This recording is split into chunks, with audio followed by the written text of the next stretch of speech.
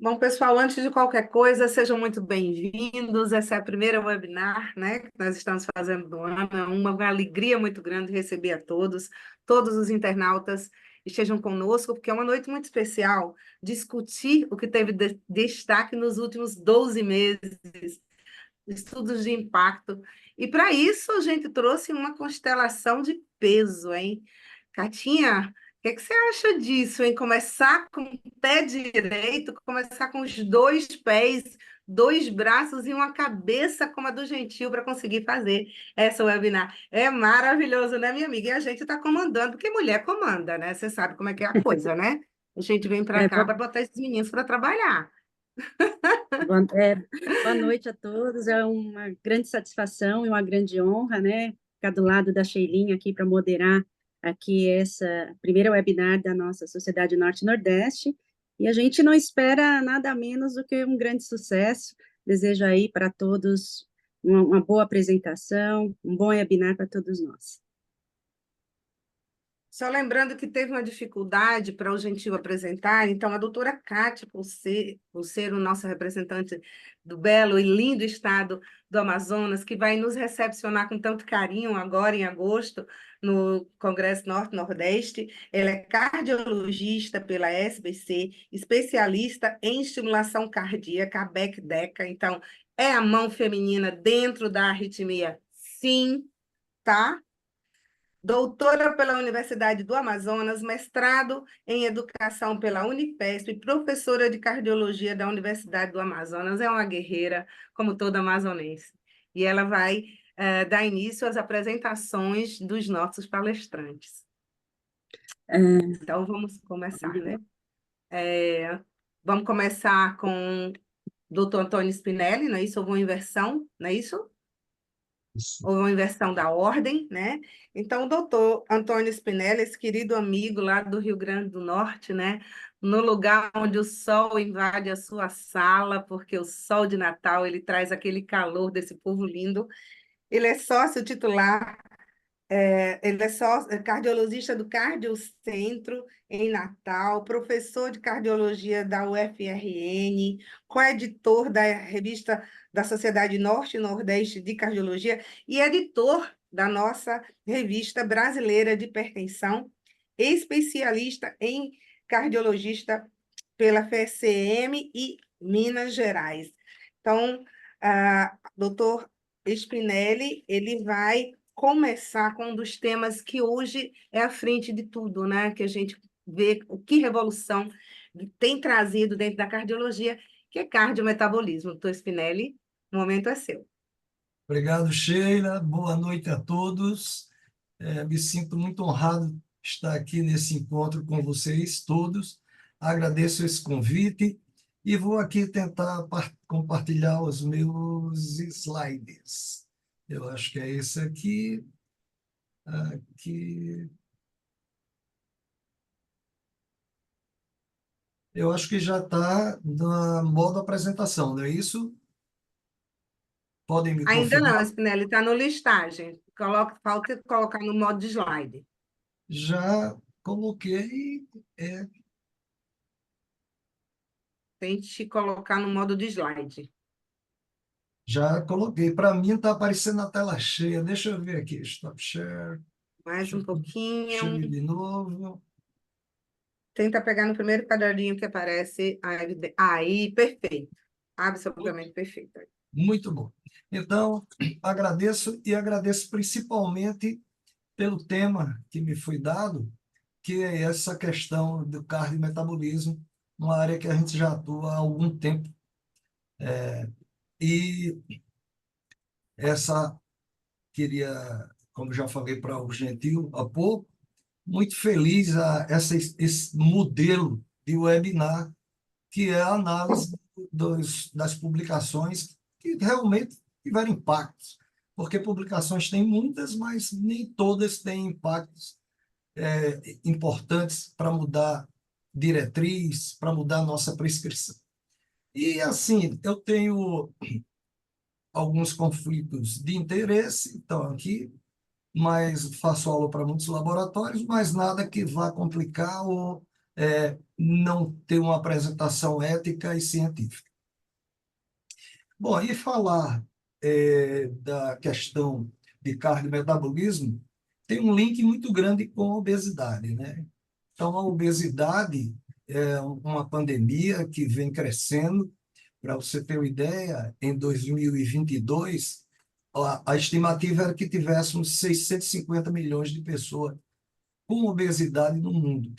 E isso não para de crescer, não para de crescer. Agora, no Lancet, em maio, houve a publicação de um artigo onde esses números já foram atualizados e se tem um número cada vez maior. E a obesidade, ela tem muito a dizer para a gente, porque as pessoas com obesidade, elas têm 3 vezes mais chance de desenvolver dislipidemia, 4 vezes mais chance de desenvolver hipertensão arterial e 5 vezes mais chance de desenvolver insuficiência cardíaca com fração de ejeção preservada. Então, sem dúvida, a obesidade, de um tempo para cá, ela vem, aos olhos do cardiologista, sendo modificado a forma de encará-la, né? Não mais aquela história de você dizer, ah, não, você está um pouco acima do peso, vai fazer um exercício, vai sair com o cachorro. Não, a obesidade é um marcador por si só de risco cardiovascular. Mesmo que o indivíduo não desenvolva uma dislipidemia importante, não tenha uma hipertensão significante, mas a obesidade por si só é um fator de risco cardiovascular. E por que isso? Porque o paciente com obesidade, ele tem uma verdadeira chuva de marcadores inflamatórios. Então, o indivíduo obeso é um indivíduo inflamado. E ele tem, portanto, muita elevação das citocinas inflamatórias. Isso leva ao estresse oxidativo, disfunção endotelial, que eleva o risco aterotrombótico. E, além do mais, essa situação inflamatória, ela leva a uma aceleração no contínuo cardiovascular. Então, esses indivíduos passam a ter mais cedo trombose coronária, arritmias e morte súbita, remodelamento ventricular e a insuficiência cardíaca, e chegam mais cedo ao final do contínuo cardiovascular, que é a mortalidade. Então, na verdade, por isso que temos que olhar e encarar de frente a obesidade. Para a nossa sorte, já nesses últimos anos, uma classe de medicamentos para diabetes começou a mostrar uma influência positiva, tanto na redução do peso, como nos desfechos cardiovasculares importantes, né? Os MACEs, que são morte cardiovascular, AVC não fatal e IAM não fatal. Então, essa classe, que são os análogos de GLP-1, começaram a mostrar que nos pacientes diabéticos podiam sim mudar a história com redução do risco cardiovascular. Aqui tem o gráfico do SUSTEN 6 com a semaglutida, e que vejam que já é um gráfico muito semelhante ao que nós tínhamos lá atrás com a liraglutida no estudo LIDER, que é um estudo fantástico. É um estudo que, na população diabética, mostrou, primeiro, a redução de risco cardiovascular de desfechos duros. Mas essas drogas, elas teriam esse papel importante também na população geral, não diabética? Então, muitos estudos para redução do peso e ter desfechos cardiovasculares reduzidos começaram a ser feitos, né?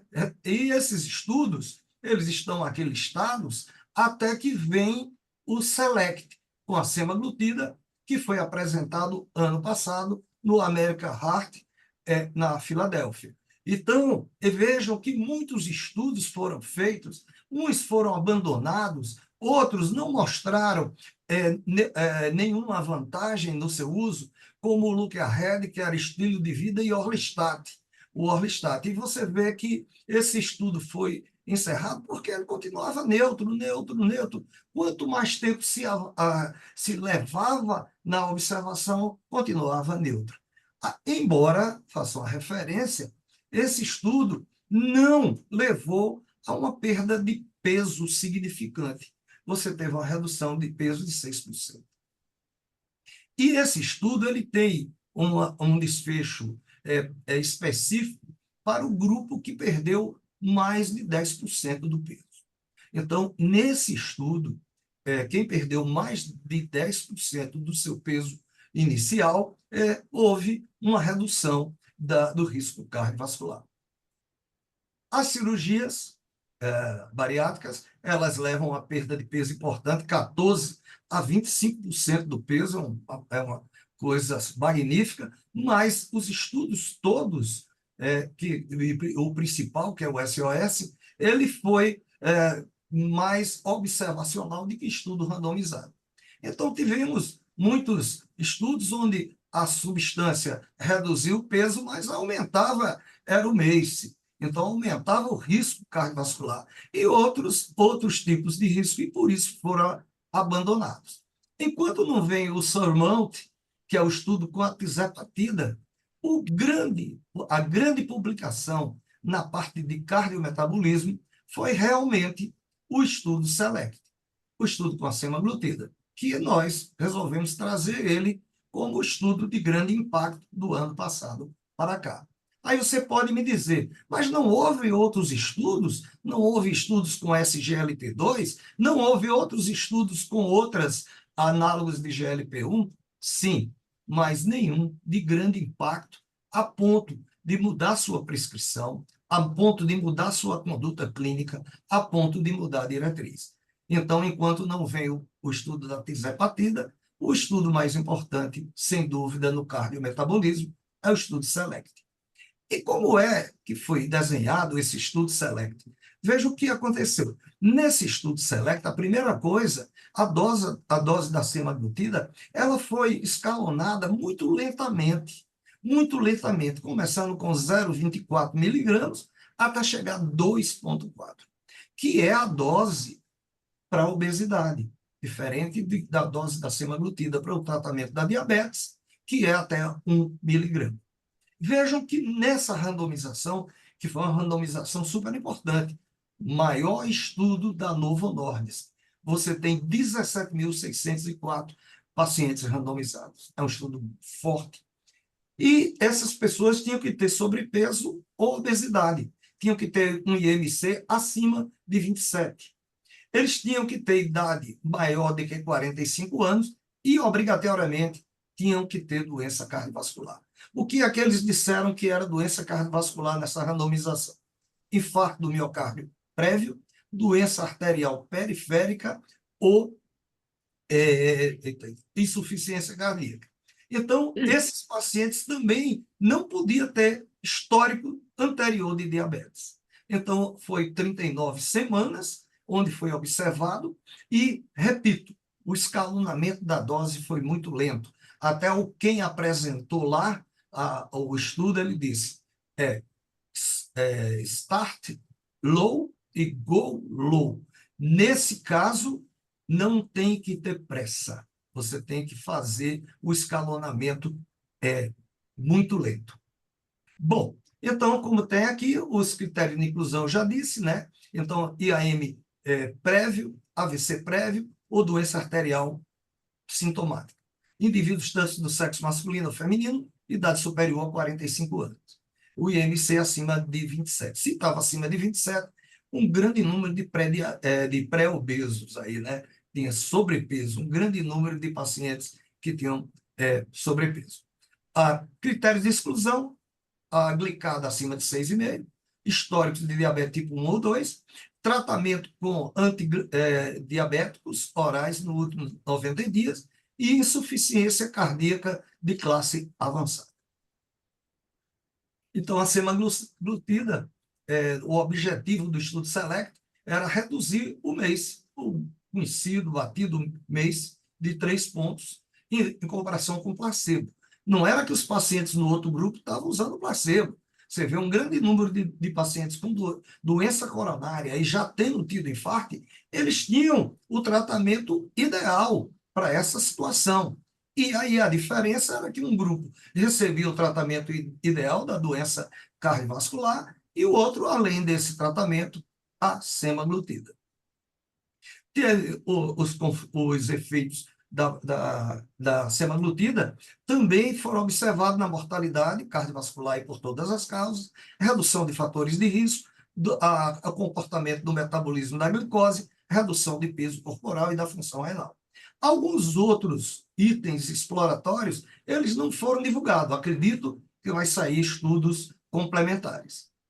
Então, está aqui, a hemoglobina média era 5,8, o IMC médio 33,3, a taxa de filtração boa, 82,5, um percentual de 24% com insuficiência cardíaca e um número importante, o maior número de insuficiência cardíaca com fração de ejeção preservada. Claro, obesidade, sabemos que é um dos fatores principais na insuficiência cardíaca, na ICFEP.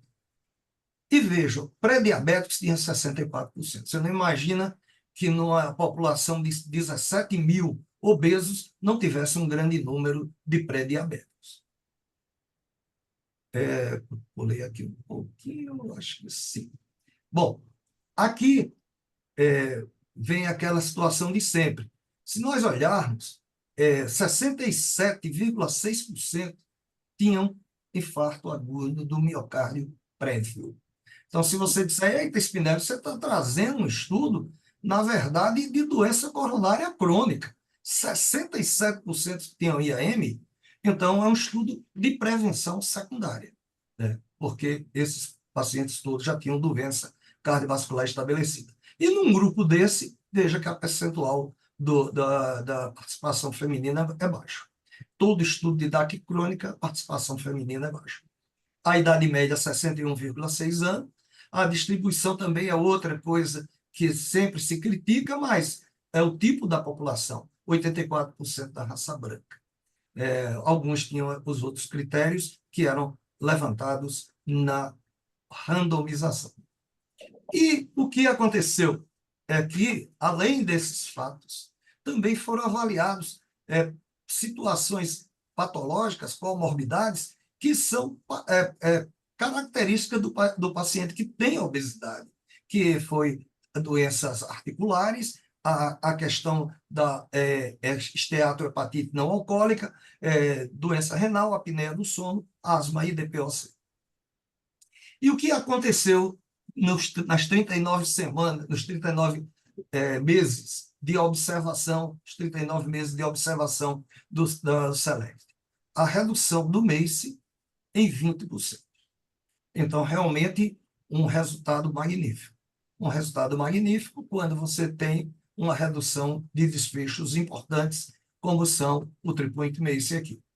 Então, os três componentes isolados, eles apontavam para a mesma direção da curva do MACE principal, do desfecho primário. Então, 20%. Vejam que é uma redução bastante significativa. E aí a gente fica pensando, essa curva, ela abre logo. Ela abre logo. Será que aqui já tinha havido uma perda de peso tão importante para ter essa redução do MACE tão precoce?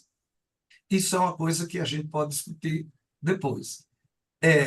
Os outros desfechos, nós tivemos uma situação que é o seguinte, houve os desfechos secundários, olhando separadamente, o principal desfecho secundário seria a morte cardiovascular. Você vê que houve uma redução de 15%, mas a significância bateu na trave.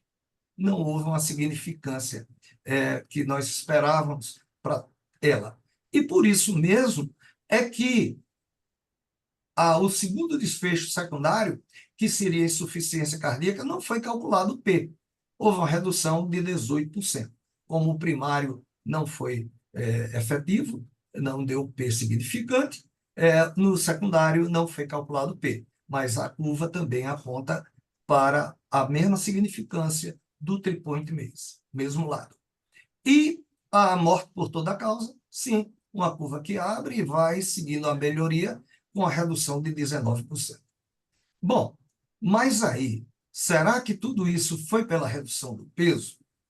Bom, em relação aos outros aspectos do cardiometabolismo, tem uma coisa muito importante no SELECT.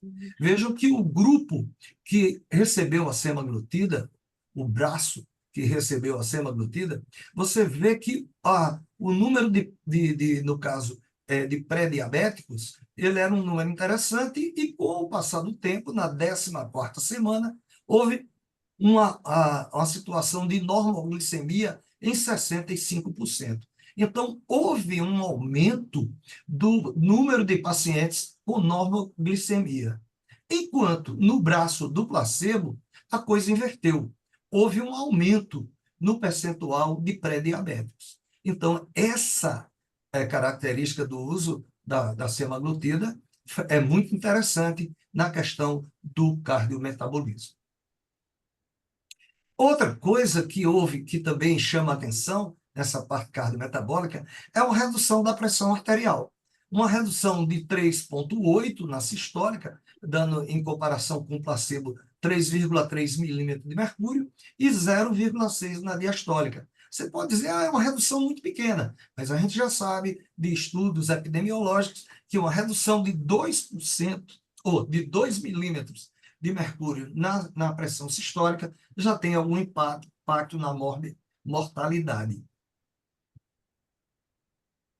E quando chegamos na alteração de peso corporal, aí é onde lança dúvidas e pontos para a gente discutir. Vejam que a redução do peso ele não foi superior ao que houve no Luca-Red, naquele grupo pequeno que reduziu 10% do seu peso corporal e aí teve benefício cardiovascular. Veja que, em comparação ao grupo placebo, a redução foi de 8,5% do peso corporal. É, inclusive, inferior a todos os estudos pivotais da semaglutida, o STEP 1, STEP 2, todos os STEPs com a dose de 2,4 de semaglutida mostraram uma redução de peso bem maior, né? Então, você tem aqui, esse grupo parece que não era tão responsivo na questão da perda de peso e só tem 8,5% do peso corporal perdido. Mas, quando olhamos o outro item, aí gera mais dúvida ainda para a gente se foi só a redução do peso. Vejam essa queda bem importante da PCR ultrassensível. Vejam a queda de 37,8%. Então, essa medicação ela tem um efeito anti-inflamatório super importante. Porque uma redução dessa, lembra que reduções de PCR com melhoras de desfecho cardiovascular só lá no Júpiter. E não foi uma coisa tão intensa assim com a rosuvastatina. Mas aqui não. Aqui, nas 39 semanas de observação, 37,8% de redução da PCR. É tanto que nós fomos para um evento o mês passado exatamente sobre drogas que têm efeito anti-inflamatórias e que têm potencial melhora de redução do fator de risco.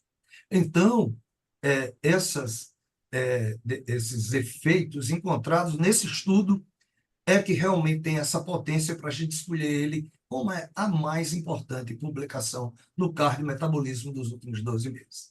Vejam que essa redução do mês foi muito importante, a redução dos efeitos secundários inflamatórios também são importantes, os valores, apesar de não ter a significância aborto cardiovascular. E o que dizer dos efeitos adversos? Os efeitos adversos são, realmente houve uma maior incidência de efeitos adversos no grupo com o comparador ativo, com a semaglutida. É claro, em relação ao placebo. O placebo, 8% de descontinuação, enquanto a semaglutida, 16%. Mas, olha, desfechos apenas gastrointestinais. E vejam que o NNT do SELECT é um NNT de 67, é um NNT super importante.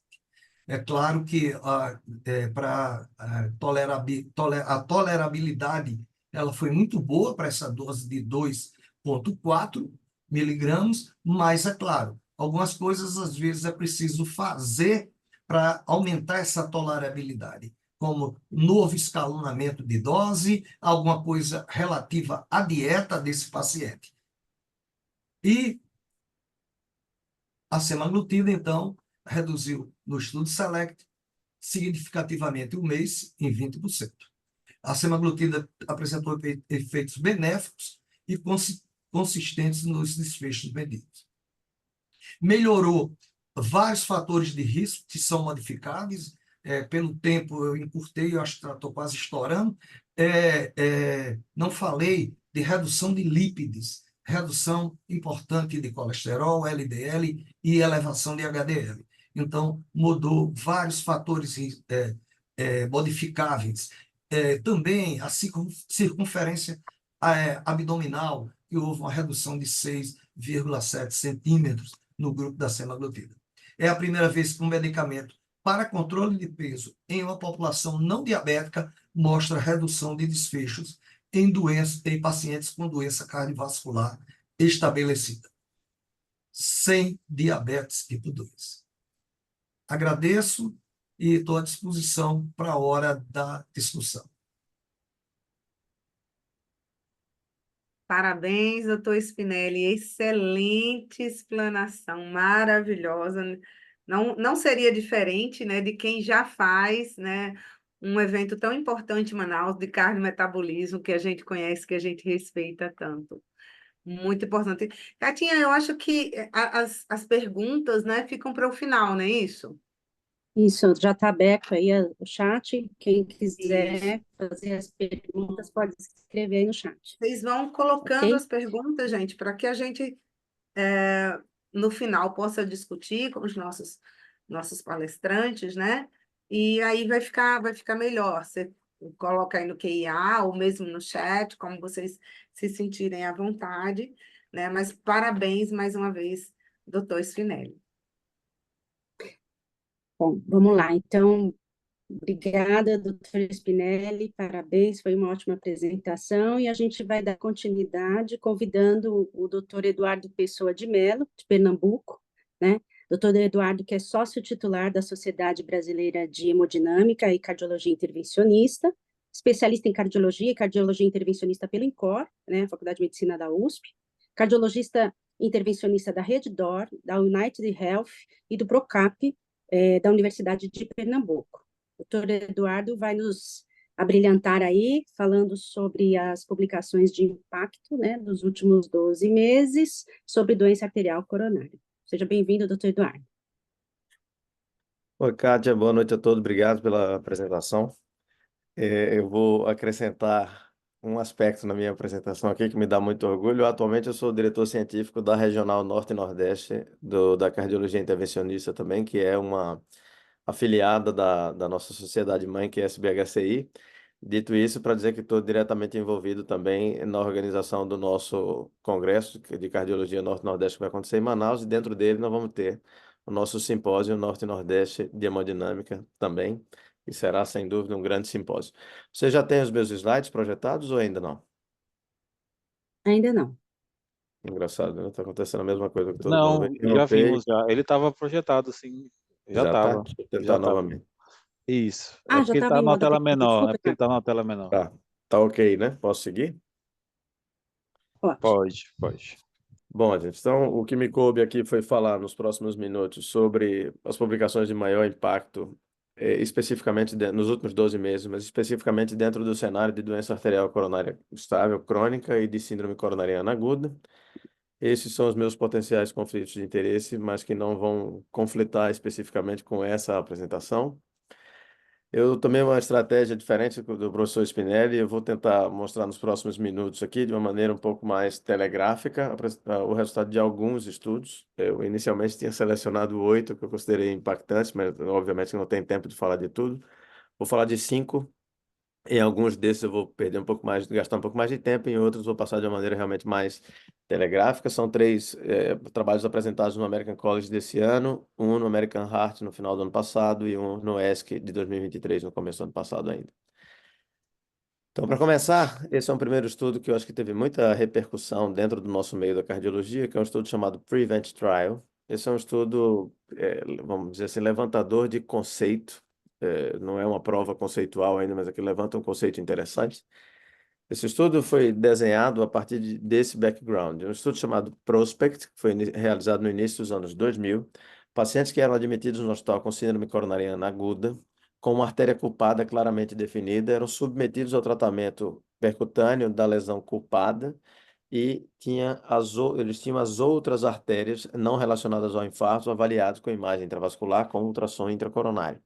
Todas as artérias, todas as lesões não culpadas e todos os vasos não culpados. Esses pacientes eram seguidos ao longo do tempo, uma parte deles voltava a ter evento, e os pacientes que eram readmitidos com síndrome coronariana aguda se voltava para ver o que tinha no ultrassom intracoronário índice que eventualmente pudesse predizer uma chance maior de evolução ruim daquele paciente para uma nova síndrome coronariana aguda. E o que o Prospect mostrou lá atrás, no início dos anos 2000, é que os pacientes que no ultrassom intracoronário eles tinham placas com características de vulnerabilidade, que aqui foram definidas como uma carga de placa acima de 70%, um padrão fenotípico de fibroateroma com capa fina e que tinham uma área luminal mínima residual da artéria menor que 4 milímetros. Esses eram os 3 fatores de risco com maior relação na análise multivariada que prediziam a chance de evento. Bom, isso posto, com esse resultado do Prospect, agora mais recentemente o Prevent ele foi desenhado para incluir pacientes que eram admitidos com um diagnóstico anatômico de uma doença coronariana não obstrutiva, ou seja, placas não críticas, acima de 50%, mas não eram placas críticas, com o FFR documentado negativo, mas que tinham critérios por imagem intravascular de placas vulneráveis ou de alto risco. O racional é que o natural e o padrão ouro de tratamento para passivar uma placa instável que não seja obstrutiva é o tratamento clínico medicamentoso, e isso é um ponto pacificado. Mas essas são placas que têm um risco de evolução ruim maior do que as placas que não têm essas características. Então, será que se a gente tratasse com angioplastia essas placas vulneráveis, a gente impacta no prognóstico do paciente? Então, dessa forma, foram um estudo grande, randomizados 800 pacientes para cada grupo, tratamento exclusivo medicamentoso versus o tratamento medicamentoso otimizado associado à angioplastia desse tipo de lesão. Então, esse é um exemplo do estudo do Prevent. Um paciente que tinha uma obstrução na DA proximal, uma placa de mais ou menos 50% de obstrução, foi avaliado com imagem com FFR negativo, acima de 0,8, alterado, porém negativo, com avaliação por imagem intravascular, característica de uma placa vulnerável, com carga de placa muito elevada, bem acima de 70%, um padrão fenotípico de fibroateroma de capa fina, área luminal bem reduzida, e esses pacientes eram então tratados inicialmente com stent bioabsorvível, que era exatamente o boom do conceito do estudo, mas depois do stent bioabsorvível ele foi descontinuado no mercado, e o estudo foi completado com o tratamento com stent farmacológico metálico habitual da mesma companhia da Abbott, o stent Science, que é um stent, enfim, um dos mais utilizados na prática clínica atual. Bom, que é então que o Prevent incluiu? Isso que eu gosto de chamar a atenção nessa tabela. Primeiro, mais de 80% dos pacientes nos 2 grupos tinham uma apresentação estável. Então, de fato, é uma doença coronariana crônica, onde o tratamento clínico ele é soberano nesse cenário, mas com padrão de placa vulnerável, de placa instável. E o que é que o Prevent mostrou nesses pacientes? Mostrou que no segmento inicial, na publicação com 2 anos, a angioplastia preventiva dessas placas vulneráveis diminuiu a chance de acontecer o endpoint primário, que é no endpoint composto por morte por todas as causas, a angioplastia, o infarto relacionado ao vaso-alvo, isquemia do vaso-alvo documentada e tratada naquele vaso-alvo ou rehospitalização. No segmento com 7 anos, esse padrão de proteção da angioplastia preventiva se mantinha. O que eu acho interessante pontuar é porque a gente tinha um endpoint primário aqui e normalmente esses estudos de angioplastia preventiva, de angioplastia de paciente multiarterial, reduz a parte soft do endpoint, como por exemplo a necessidade de rehospitalização ou retratamento, né? Que é uma coisa subjetiva. Mas esse estudo do Prevent, quando a gente vai para a análise do que impactou no endpoint primário, a gente vê que não houve, de fato, redução de morte cardíaca, não houve redução de infarto relacionado àquele vaso que foi abordado, mas a gente teve uma redução de hospitalização que sempre acontece, mas a gente houve de forma significativa a redução de revascularização guiada por isquemia no vaso tratado. Então, de fato, essa angioplastia nesse cenário, ela impactou positivamente para esses pacientes. Então, o PREVENT Trial é o primeiro estudo randomizado de larga escala com esse desenho para tentar levantar uma bola para essa questão e conseguiu, nesse estudo, mostrar que a angioplastia associada ao tratamento clínico otimizado, medicamentoso, reduziu a incidência de MACE nesse subgrupo de pacientes. Esse estudo foi publicado no Lancet, simultaneamente à apresentação no American College. Um segundo estudo que eu acho que é impactante e interessante para nós que militamos na cardiologia de uma maneira geral, principalmente para quem faz cardiointensivismo e lida com doença coronariana em terapia intensiva, esse estudo chamado Danger Shock Trial, que foi um estudo conduzido na Dinamarca, cujo racional é dos pacientes que infartam, um dos pacientes que infartam, infarto agudo, um desenvolve choque cardiogênico, e dessa população que desenvolve choque cardiogênico, ainda em 2024, apesar de todos os esforços no desenvolvimento das terapias cardiológicas, ainda a sobrevida de 50%. 50% dos pacientes com choque cardiogênico pós-infarto falecem da doença. Então, testar a hipótese do Impella, que é essa assistência ventricular totalmente percutânea que a gente passou a ter disponível há alguns poucos anos e que consegue dar um suporte ventricular totalmente percutâneo, mas bem mais efetivo do que um balão intra-aórtico, por exemplo. Será que colocar o Impella no on top do tratamento clínico intensivo habitual para os pacientes com infarto e choque cardiogênico muda o prognóstico do paciente no cenário onde nenhum tratamento mais consegue modificar? Então, esse estudo, ele incluiu pacientes com infarto com sopro e choque cardiogênico, eram excluídos, por exemplo, aqueles pacientes que tinham choque de outra natureza, os pacientes que tiveram parada cardíaca e reanimação prolongada, esses pacientes eram excluídos, os pacientes que ficavam com infarto com sopro e choque cardiogênico eram randomizados, então, para o tratamento padrão de terapia intensiva versus o tratamento padrão associado ao implante precoce de uma bomba microaxial, no caso, o Impella. E o que é que esse estudo mostrou? Depois de muito tempo, a gente passa a ter um estudo com alguma positividade, uma redução de 13% absoluta do risco de morte por todas as causas nos pacientes que receberam a terapia com Impella.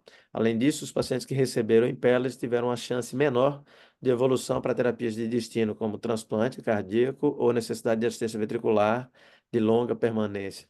O tempo de internação hospitalar, a chance do paciente ir para casa, esses endpoints foram melhores no subgrupo que recebeu Impella. Então, o uso rotineiro dessa bomba microaxial do Impella on top, como eu falei, ao tratamento padrão do infarto com choque cardiogênico, conseguiu reduzir a mortalidade por todas as causas. Nesse subgrupo de pacientes, esse é um estudo de grande relevância que também foi publicado esse ano no New England, simultaneamente durante o American College.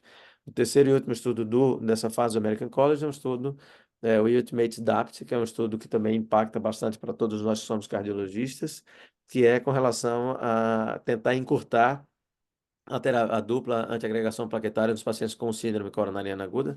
Não é o primeiro estudo nesse cenário, certamente não será o último, mas o Ultimate DAPT ele traz alguns conceitos que eu acho que são interessantes. Então, primeiro, como todos os senhores sabem, os guidelines ainda preservam a recomendação, na maioria dos cenários, para após síndrome coronariana aguda, independente da forma de tratamento. A recomendação é de 12 meses de tratamento com DAPT, mas existem vários estudos tentando provar que é seguro reduzir esse tempo de tratamento, mesmo no paciente com apresentação mais grave, que é a apresentação aguda.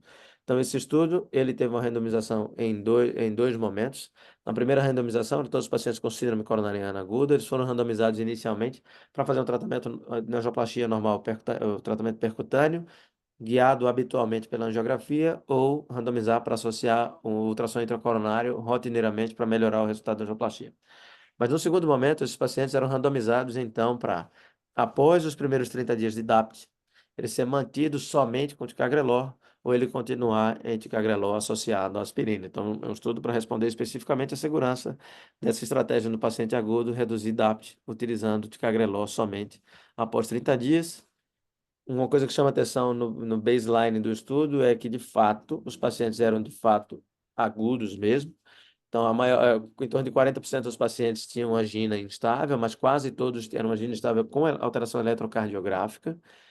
Tinha 30%, 32% de infarto sem supra e quase 30% de infarto com supra. Então, era uma população de fato grave, né?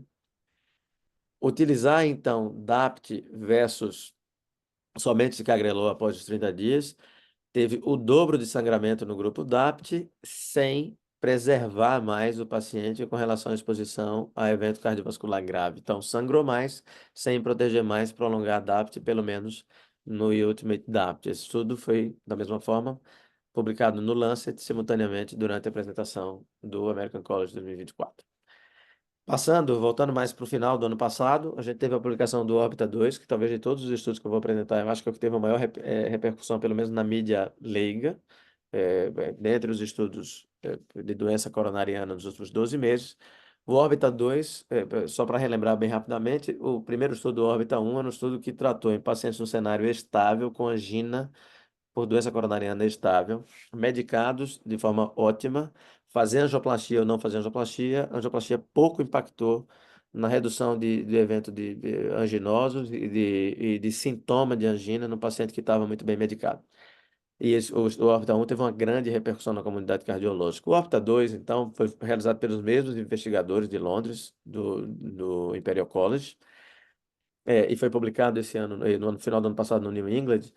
O Opta 2 ele tenta provar o conceito isolando o efeito da angioplastia coronariana na doença estável. Então, aqui, diferente do Opta 1, os pacientes incluídos, eles eram pacientes estáveis, sintomáticos, mas que ainda não estavam em tratamento clínico otimizado para redução de sintomas anginosos.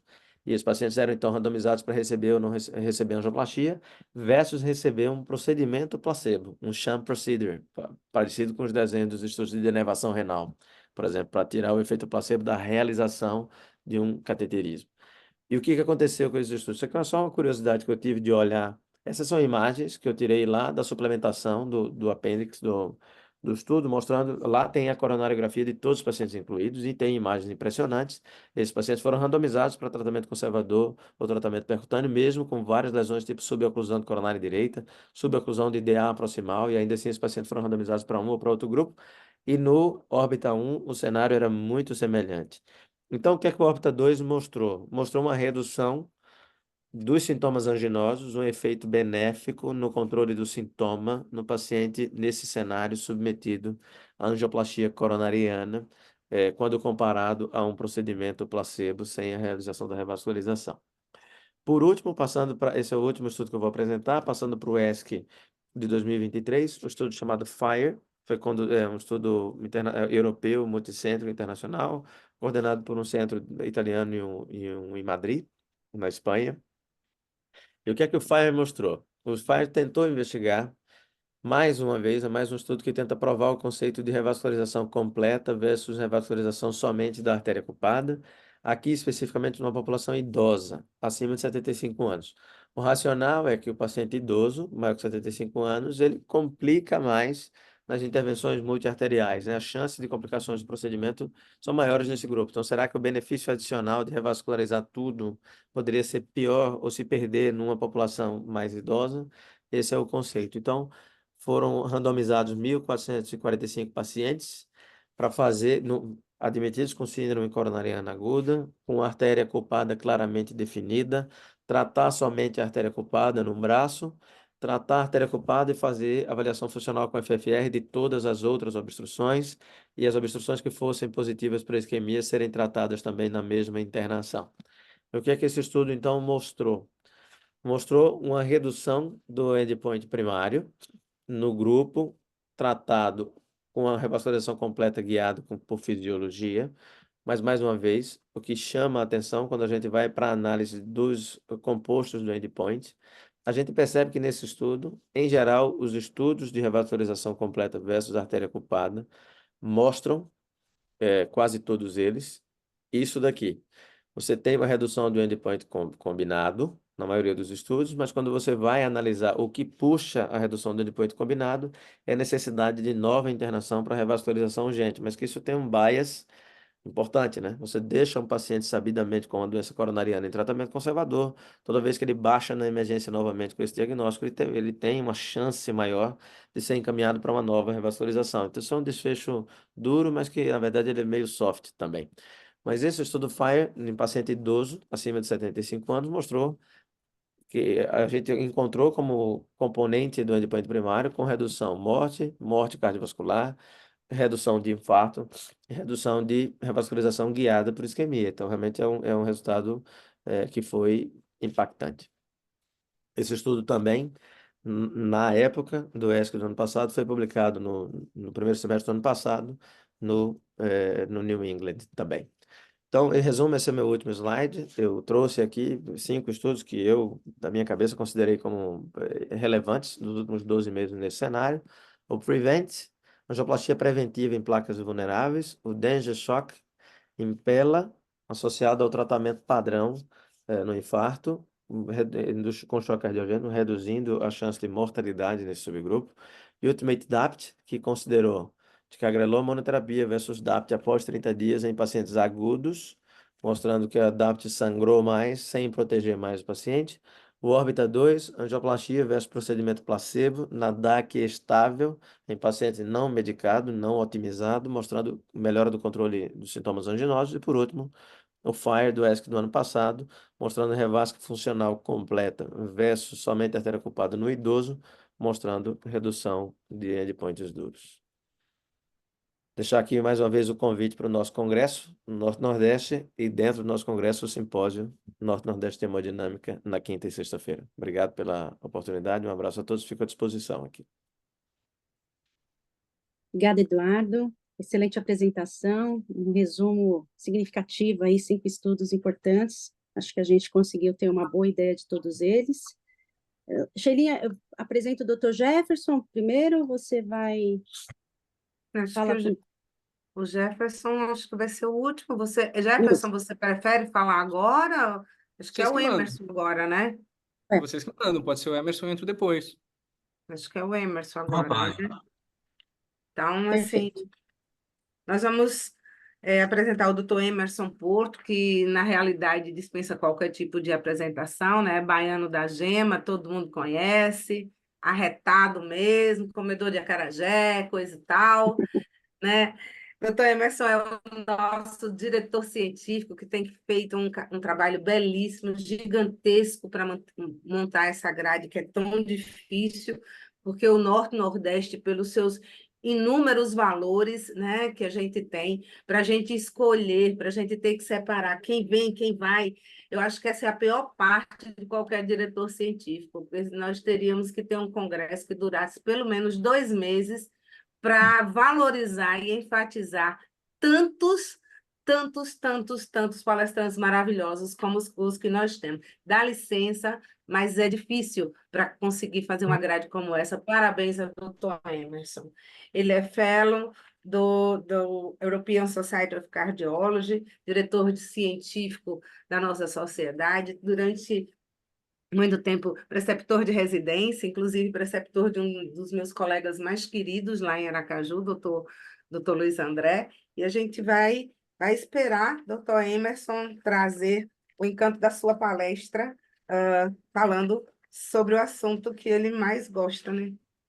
Hipertensão. Boa noite a todos, obrigado pela oportunidade. Para mim é uma honra estar aqui entre vocês, né? Isso me engrandece muito. Agradeço as gentis palavras de doutora Sheila e doutor Gentil também, quando fez a apresentação. E o tema que me coube conversar com vocês hoje foi publicações de impacto no último ano em hipertensão. Então eu vou aqui, deixa eu ver se já está. Vocês estão vendo minha tela? Tá ok? Sim, tá ok, Emerson. Tá ótimo. Pronto. Então, quando a gente fala em hipertensão, às vezes a sensação que dá é que é uma doença que é extremamente subestimada, né? A gente talvez não tenha a noção do impacto real que a hipertensão tem. Isso principalmente para o médico generalista de um modo geral. E não é à toa que nos últimos 30 anos ela continua no topo, né, das principais fatores de risco para a ocorrência das principais doenças cardiovasculares, que são as doenças que mais afetam a população no mundo inteiro. Se a gente for fazer uma análise mais detalhada, por que é que isso ocorre, talvez um dos primeiros pontos que nos leve a entender esse processo é exatamente em relação à prevalência, conhecimento e controle da hipertensão. Ela tem um cenário que realmente é bastante, às vezes até um pouco desanimador, se a gente olhar por um lado, mas talvez demonstre que a gente precisa trabalhar ainda muito mais. Uma vez que metade dos pacientes que são hipertensos, né, é uma doença que tem uma alta prevalência, 30% da população adulta é portadora de hipertensão. Desses indivíduos, metade nem sequer sabem que são hipertensos ainda, Daqueles que sabem que são hipertensos, ou seja, que já foram diagnosticados, 10% não são tratados, e dos que são tratados, apenas metade alcança o controle da hipertensão. Se formos analisar também e procurar quais são as causas que podem levar a isso, eu traria para os senhores 2 pontos específicos, né? Um relacionado à inércia terapêutica e outro relacionado à adesão ao tratamento. Eu busquei 2 publicações que são bem interessantes para tentar compreender um pouco mais por que é que isso ocorre. Né? Quando a gente fala de inércia terapêutica, esse é um artigo interessante publicado numa revista não muito conhecida, mas é uma revista australiana de cardiologia, e ele tem um artigo de revisão sobre inércia terapêutica. E 2 pontos me chamaram a atenção nessa lista, onde o autor coloca os motivos pelo qual a gente está diante de tanta inércia, principalmente relacionada à hipertensão. O primeiro deles é não confiarmos, né? Não confiarmos ou até mesmo distorcer as evidências e a sua aplicabilidade ao paciente individual. Na realidade, quando a gente está conversando com alguém ou discutindo algum caso com algum colega, algo que me preocupa muito é quando alguém diz, né? Vamos individualizar o nosso paciente. O meu paciente do consultório não é o paciente do estudo. Isso parece que abre um portal para que aquele indivíduo, né, possa fazer e aplicar ao paciente o que ele crê, né? E não ao que tem de evidência na literatura. E o segundo ponto, né, talvez esteja relacionado a conceitos sobre segurança, quando precisamos intensificar um tratamento, e isso é mais do que real para o paciente portador de hipertensão. Um dos pontos, ainda assim, isso foi o que me fez escolher os artigos que eu vou apresentar mais à frente, um deles está relacionado à questão da curva J. A curva J, ela surgiu, né, esse conceito, ao final da década de 70, onde esse autor, o Stewart, com um estudo pequeno, com 169 pacientes, publicou essa curva, mostrando que pacientes que tinham a sua pressão diastólica reduzida em demasia, isso pelo conceito dele, aumentava a ocorrência de eventos cardiovasculares. Mas se os senhores observem direitinho onde essa curva faz a deflexão, né? Portanto, nesta população que ele avaliou, reduzir a pressão diastólica abaixo de 100 milímetros de mercúrio aumentava a ocorrência de eventos cardiovasculares, e a gente sabe atualmente que isso não é real. Só 10 anos depois, uma outra publicação, já com N maior e com alguns cuidados inerentes à parte científica, foi feita também na mesma revista, que abordava esse assunto. E esse autor ele teve uma sagacidade que foi bem interessante. Por que a pressão diastólica seria importante, né, de alguma sorte? Reduzir poderia causar malefício ao paciente hipertenso. O único órgão praticamente que precisa, né, que tem o seu fluxo feito na diástole são as coronárias, né, o coração. Né? Então, ele se perguntou se realmente a curva J existiria para todos ou se era específico de alguma população.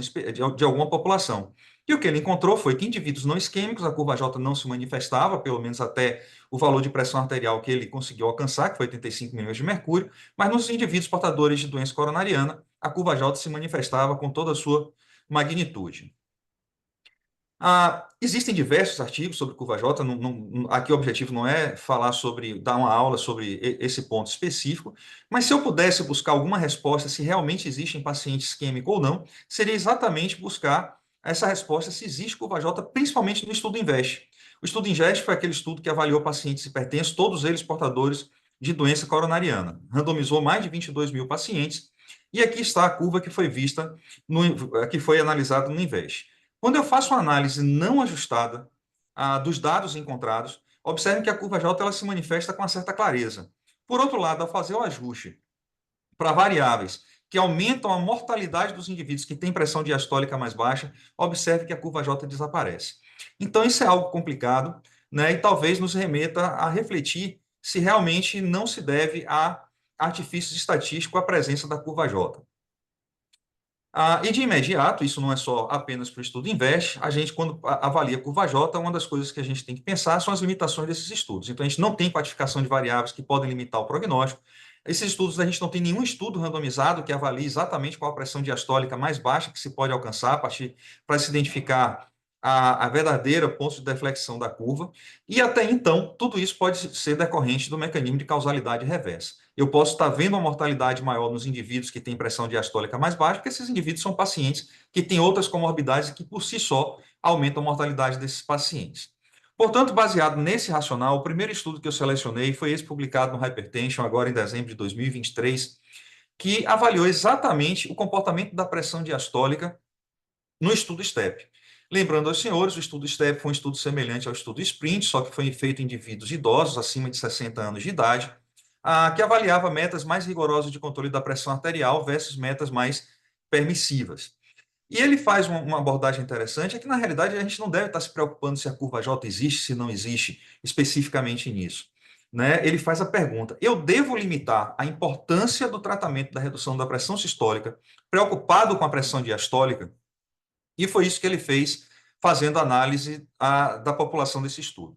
Ele dividiu esses pacientes em quartis de pressão arterial, né, sendo o menor quartil abaixo de 75 milímetros de mercúrio e o maior quartil acima de 89 milímetros de mercúrio, mas logo de cara o que a gente pode observar o mesmo problema metodológico que eu mostrei aos senhores anteriormente.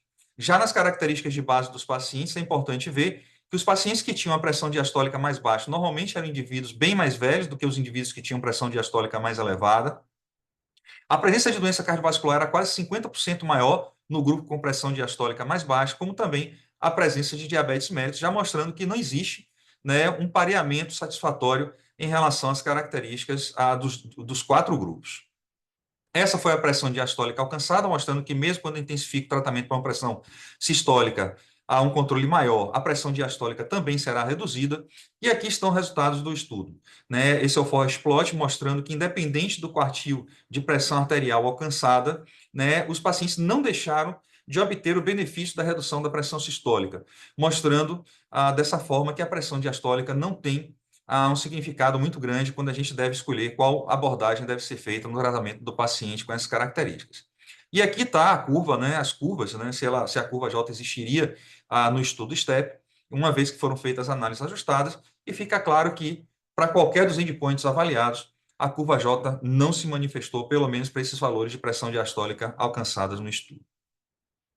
Um outro artigo que eu trago para os senhores é um artigo publicado pelo professor Spinelli, né, sobre hipertensão arterial, que fala sobre adesão ao tratamento. É um artigo bem interessante, que merece a gente refletir um pouco sobre ele. E a adesão ao tratamento, óbvio que não é uma coisa tão simples, não é algo que a gente possa simplesmente imaginar que é uma vontade apenas do paciente, ela é multifatorial, né, envolve vários fatores. E eu vou abordar especificamente um que é sobre posologia, sobre comodidade posológica, para justificar a escolha do próximo artigo. Um dos pontos que nós sabemos é que quanto maior o número de doses que o paciente precisa fazer de um medicamento antihipertensivo, menor será a probabilidade que teremos de alcançar o controle pressórico. Isso já é de conhecimento antigo, né? Tanto que as diretrizes, né, se preocupam, a nossa não é diferente, e nos traz alguns statements de como a gente deve tentar reduzir, né, ou melhorar a adesão ao tratamento do paciente hipertenso. E que tal se nós tivéssemos uma droga que, em vez de uma comodidade posológica de ser dada uma vez ao dia, essa droga pudesse ser utilizada a cada 6 meses, ou até, quem sabe, a cada 3 meses. Então, a tendência seria que a adesão ao tratamento fosse melhor, pelo menos em populações específicas. E aí, nós temos uma droga que está sendo apresentada a gente recentemente, que é o Zilebesiran, né, que é uma droga que tem por ação, especificamente, degradar o RNA mensageiro responsável pela produção de angiotensinogênio. Isso tem um racional bastante interessante, uma vez que eu consiga atuar no início da cascata do sistema renina-angiotensina-aldosterona, a probabilidade de eu conseguir sucesso na inibição mais efetiva dessa cascata será maior do que utilizar drogas que interferem em mecanismos no meio da cascata, onde os mecanismos de downregulation podem se manifestar com mais força. Então, essa droga tem por característica, especificamente, como eu falei, degradar o RNA mensageiro, responsável pela produção de angiotensinogênio, a nível hepático, a nível do hepatócito. E, em tese, eu friso bem isso, em tese, essa droga não terá efeito na síntese do angiotensinogênio tecidual, em rim, cérebro, coração, não tendo os efeitos deletérios que isso poderia causar. Então, o primeiro estudo que eu trago para os senhores relacionados a essa droga, ele foi publicado no New England de 2023, para mim foi até uma surpresa, um estudo de fase 1, que conseguiu uma publicação numa revista de peso, né, que é o estudo CARDIA-1. Então, esse estudo ele foi dividido em 3 fases, a fase A, que avalia a eficácia de doses ascendentes da medicação, né, para avaliar qual seria a dose mais efetiva, a fase B, que avalia a dose máxima de administração, que foi a dose de 800 miligramas, nesse caso, em pacientes submetidos a uma dieta rica ou pobre em sal. Isso tem uma característica interessante que pode ser útil para a gente em situações de emergência em pacientes que utilizem a droga. E a fase E do estudo, que avaliava a eficácia da droga quando utilizava em associação com a outra medicação que também atuasse no eixo do sistema renina-angiotensina-aldosterona. Aqui são as características de base por um estudo de fase 1, é um estudo que tem um N pequeno, né? E aqui estão os resultados.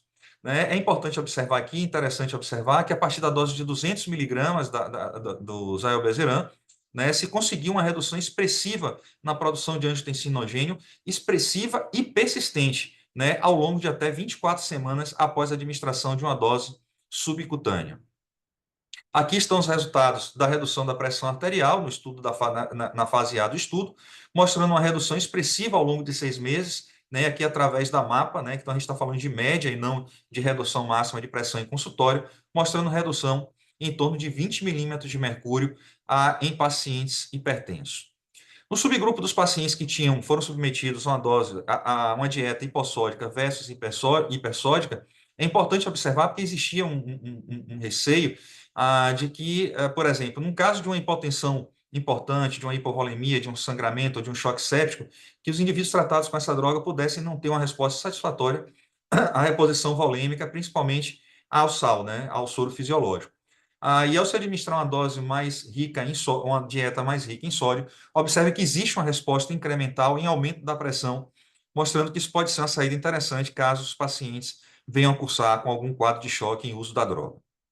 Em relação à ocorrência de eventos adversos, não houve diferença significativa entre os dois grupos, claro que é um estudo de fase 1, mas aparentemente a droga se mostrou segura. Agora, no American College, nós fomos apresentados ao estudo CARDIA-2, já um estudo de fase 2, que avalia a eficácia dessa droga, agora em pacientes com hipertensão não controlada. Aqui é o racional do estudo, que eu já falei para os senhores previamente, e aqui está o desenho do estudo CARDIA-2. Foi o que eles fizeram? Avaliaram pacientes hipertensos com pressão sistólica acima de 155 milímetros de mercúrio ou pacientes que estivessem em uso de 1 ou 2 antihipertensivos e que não tivessem sua pressão controlada. Esses pacientes eram submetidos a uma primeira randomização para 3 grupos, né, para um período de Ranin, onde esses pacientes seriam tratados com um diurético, um bloqueador de canal de cálcio ou um bloqueador do receptor de angiotensina-aldosterona.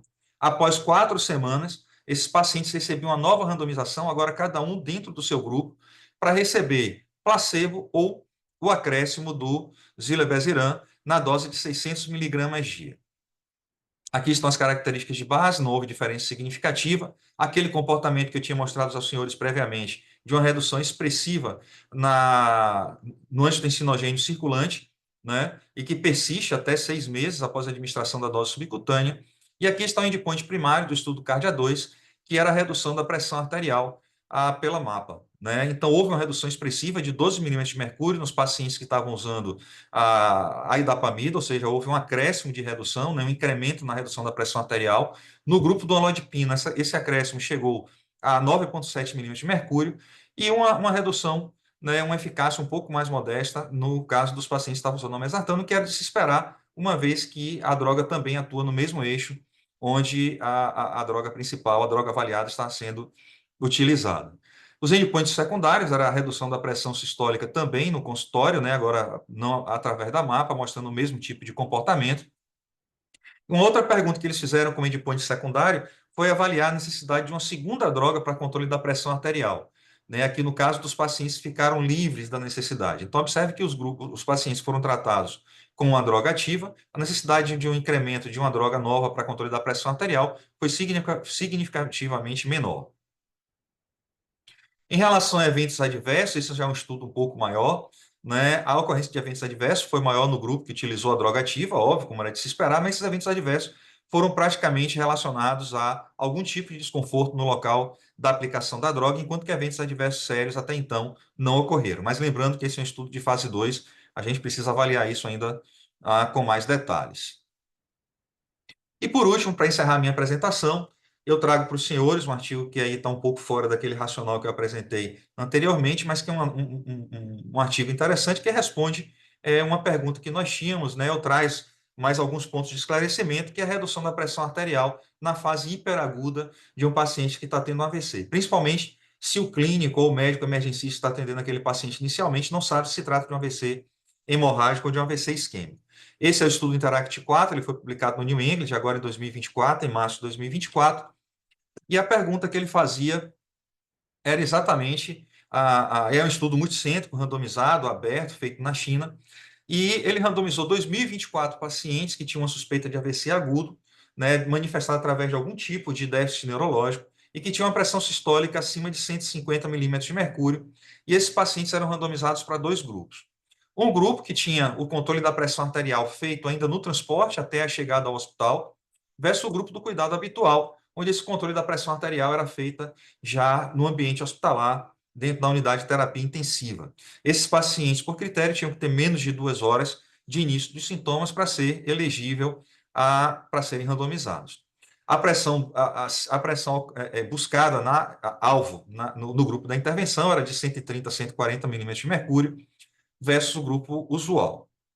Esses pacientes foram avaliados através de uma escala de ranking modificada, e aqui está o resultado do endpoint primário do estudo, né, o estudo de eficácia primária, mostrando que, infelizmente, não houve diferença significativa entre os 2 grupos, aqueles que tentaram o controle mais precoce, ainda dentro da ambulância, versus aqueles que tiveram o controle da pressão arterial dentro do ambiente hospitalar. Mas foi interessante que, quando foram avaliar, né, fazer uma análise posterior à randomização, os pacientes que tinham AVC hemorrágico tiveram benefício, né, tiveram uma redução da sua morbidade, enquanto os pacientes com AVC isquêmico tinham um aumento na ocorrência desses eventos. E aí ficou pareado, né, os resultados vendo os 2 grupos. Em relação aos endpoints secundários de eficácia, no caso de algum déficit neurológico, não houve diferença, né, nem 24 horas, nem 7 dias nos 2 grupos, como também a ocorrência de morte, né, ou os pacientes que ficaram, digamos assim, com algum tipo de sequela permanente, não houve também diferença nos 2 grupos. A ocorrência de eventos adversos sérios também foi semelhante, mostrando que essa estratégia, apesar de não reduzir a desfechos, pode ter sido até uma estratégia relativamente segura, uma vez que foi semelhante aos indivíduos que não tiveram controle ainda feito dentro da ambulância. Portanto, o estudo conclui, né, que com o controle rigoroso da pressão arterial, ainda de uma forma precoce, dentro de 2 horas do início dos sintomas de um acidente vascular cerebral, e no transporte até o hospital de origem, não houve redução de desfecho de forma significativa. Obrigado a todos e agradeço enormemente a oportunidade de estar entre vocês. Obrigado.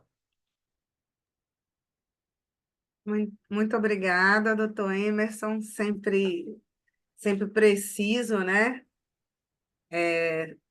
Seta disparada, alvo aceito.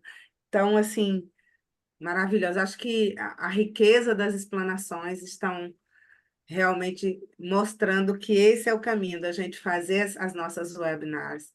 E agora, acho que a Kátia caiu, né? Pelo que eu estou vendo aqui, eu acho que ela não teve algum problema e não está conseguindo entrar.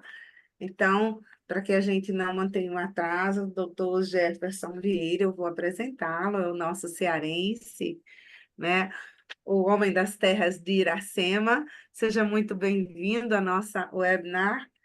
E Dr. Jefferson é pós-doutor pela Harvard Medical School, doutor pela Universidade de São Paulo, professor da pós-graduação em Ciências Cardiovasculares da Universidade Federal do Ceará, médico assistente da Unidade de Transplante e Insuficiência Cardíaca do Hospital Messejana, um hospital muito querido para todos nós no Brasil, e diretor científico do GETAC-DEIC SBC.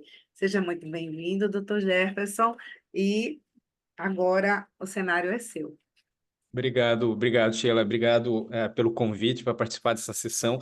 Acho que o meu sotaque me entrega como não cearense, eu me considero cearense de coração já, minha esposa daqui, minhas filhas daqui, mas na verdade eu sou catarinense. De qualquer forma, eu me sinto muito feliz em representar o Ceará aqui nessa sessão, junto com o Gentil, que é o nosso presidente. E eu vou compartilhar a minha tela, eu quero saber se vocês conseguem vê-la. Essa sociedade norte-nordeste é a sociedade de mais nascimentos cruzados, porque eu sou alagopana, né? Eu nasci em Alagoas, mas me declaro sergipana. O nosso o, o nosso colega aqui da direção também, ele é alagoano, mas se declara natalense. E por aí vai. E eu sou Somos, pernambucano. somos todos brasileiros. Nesse momento, mais que tudo, somos todos gaúchos, né? Então, Também, é isso é aí. esse país lindo que faz essa diferença. E o Nordeste acolhe a todos com amor, não tem jeito. É uma mãe. O Nordeste é uma mãe para mim. É uma mãe, é um pai, é tudo para mim. Então, bom, vamos lá. Conseguem ver minha tela? Muito Sim, boa. Tá. muito boa, tranquilo.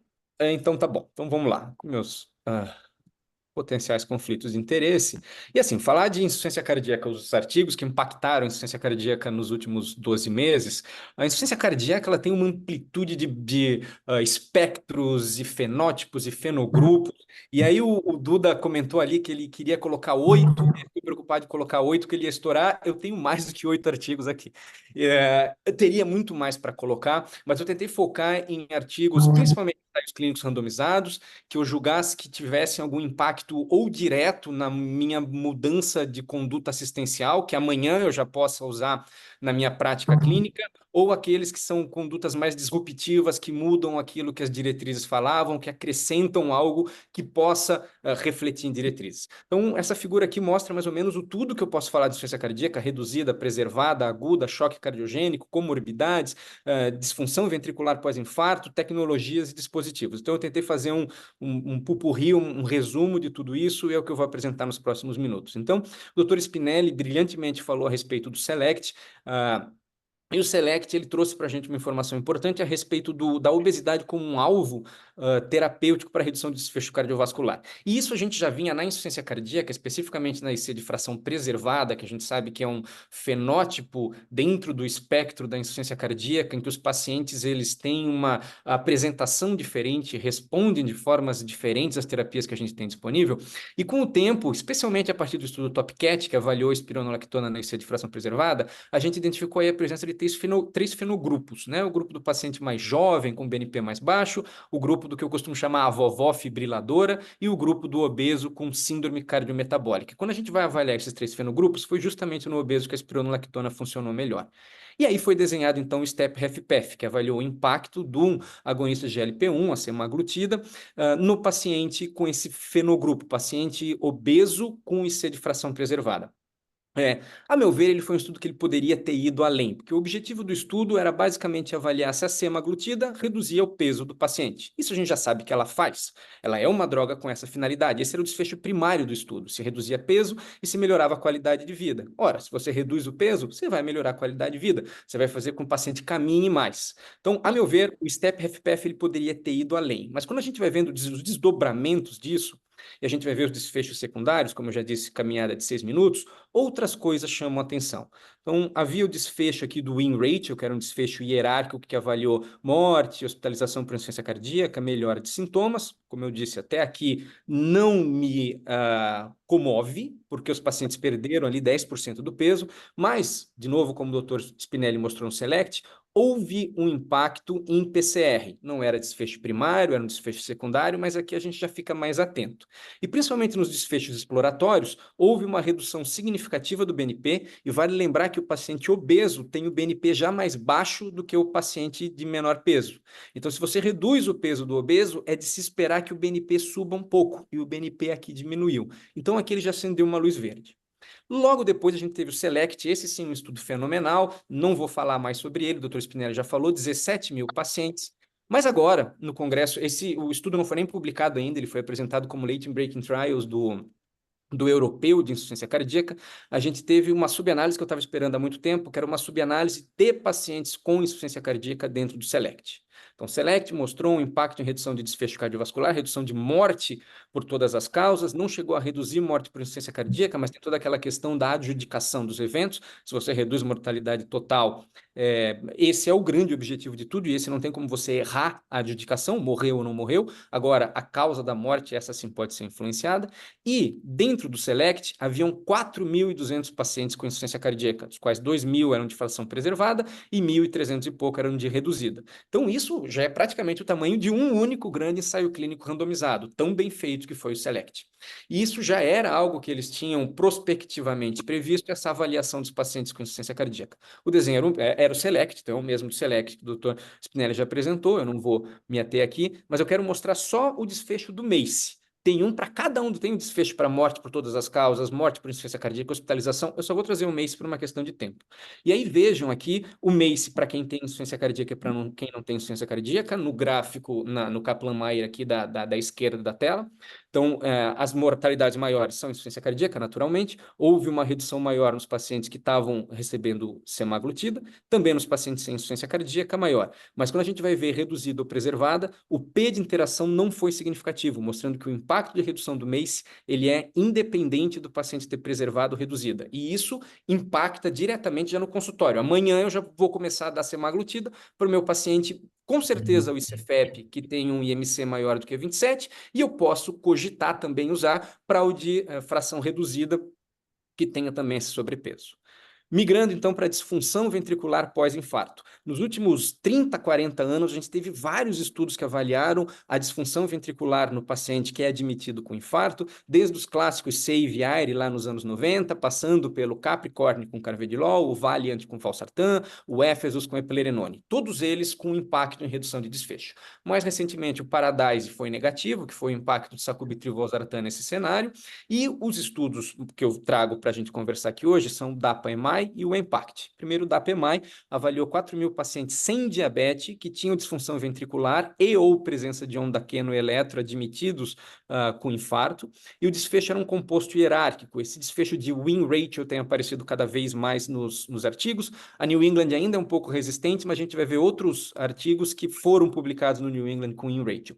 E houve uma redução significativa, ou melhor, um aumento do win ratio, né, mais vitórias a favor do grupo da dapaglifosina, mas foi principalmente à custa dos desfechos cardiometabólicos, diabetes, classe funcional, perda ponderal e hospitalização por insuficiência cardíaca.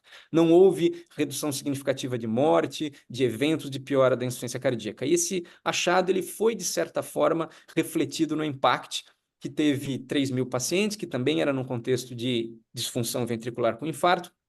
Ele foi um estudo negativo para o desfecho primário, que era de primeira hospitalização por insuficiência cardíaca ou morte por qualquer causa. No desfecho secundário, hospitalização por IC, ele foi significativo. Mas aí lembrando que a desfecho secundário ele é muito mais para gerar hipótese do que para a gente bater o martelo. Então quer dizer que não é para dar glifosina no paciente com infarto? Não, veja, nem todo infarto é insuficiência cardíaca com disfunção, né? Alguns pode ser miocárdio hibernado, alguns pode ser miocárdio atordoado, e foi isso que os autores argumentaram. Eu continuo dando glifosina no paciente com disfunção, até porque o delivery mostrou que nos pacientes que voltam a ter fração de ejeção acima de 40%, ainda assim há um benefício da medicação. Então, eu não acho que isso invalida todo o grande impacto que as glifosinas têm na insuficiência cardíaca. Só eu não tenho tanta pressa para dar no paciente que está nesse contexto agudo do infarto. Eu vou esperar para ver a reperfusão. O Danger, o Duda já apresentou, então eu não vou ficar me atendo muito aqui, eu só queria reforçar duas coisas. O Duda falou as duas coisas, mas eu só queria reforçar. É a primeira vez que um ensaio clínico randomizado mostra impacto em mortalidade de um dispositivo de assistência de curta duração, com um impacto em redução da morte, mas eu queria também, o Duda já falou isso, chamar atenção para o desfecho secundário, que era não só impacto em morte, mas do tempo para que o paciente faça transplante. Ou seja, mesmo que o paciente vá para transplante, você consegue ficar mais confortável na fila de espera do transplante. E para quem trabalha num programa de transplante, tempo, cada minuto conta. Então, só o fato de você conseguir dar mais miocárdio para o paciente e deixar ele mais confortável na espera, às vezes não com inotrópico, mas aguardando em casa, você deshospitaliza o paciente, diminui o risco de infecção, então tem uma série de ganhos indiretos que você vai ter quando você usa um suporte, nesse caso foi o Impella, que é um dispositivo de curta duração, em que ele serve nos Estados Unidos, eles usam muito como ponte para ponte. Você resgata com o Impella, manda para um centro maior de transplante, lá eles trocam para um centro MAG, às vezes um ECMO, ou até deixa o tal do ECPella, que o pessoal fala. Mas, de novo, isso é impactante, isso nos remete ao fato de que, sim, existe um caminho para manejar o paciente com choque cardiogênico. Comorbidades, anemia ferropriva. A gente teve recentemente os estudos Affirm e Ironman. Eles foram estudos negativos para a mortalidade, mas quando tomados em associação, a reposição endovenosa do ferro, a via oral já se mostrou que não tem benefício. A endovenosa, ela reduz hospitalização. Aqui à direita é uma meta-análise que levou os dois em consideração, publicada aqui no ano passado, e mostrou redução significativa de hospitalização e do composto de hospitalização e morte cardiovascular, com uma heterogeneidade muito baixa, mostrando que tanto a carboximaltose férrica do Affirm quanto a derisomaltose férrica do Ironman tiveram esse impacto em redução de hospitalização e alívio sintomático, mas quando a gente avalia a mortalidade, nenhum dos dois reduziu mortalidade, e E a meta-análise dos dois juntos também não reduziu. Mais recentemente, então, esse sim publicado nos últimos 12 meses, tivemos o HEART-FID, que avaliou de novo a carboximaltose férrica, mas agora num cenário não agudo, que foi o cenário do AFIRME, e sem ser atrapalhado pelo COVID, que foi o cenário do Ironman. E no win ratio houve mais vitórias a favor do grupo carboximaltose férrica, mas isso não foi significativo. O P desse estudo era 0,01, porque eles usaram intervalo de confiança de 99%. Então, foi não significativo para o win ratio, e quando a gente coloca na curva de Kaplan-Meier, que nós estamos mais habituados, também não houve um achado significativo. Ainda assim, a indústria, tem uma força da indústria, mas a sociedade médica tem sido bastante favorável à reposição do ferro no paciente com anemia ferropriva em insuficiência cardíaca. E isso impactou já nas diretrizes que, depois do HEART-FID, passaram a aumentar aqui o nível de indicação para alívio de qualidade de vida e o grau da evidência para fins de redução de hospitalização.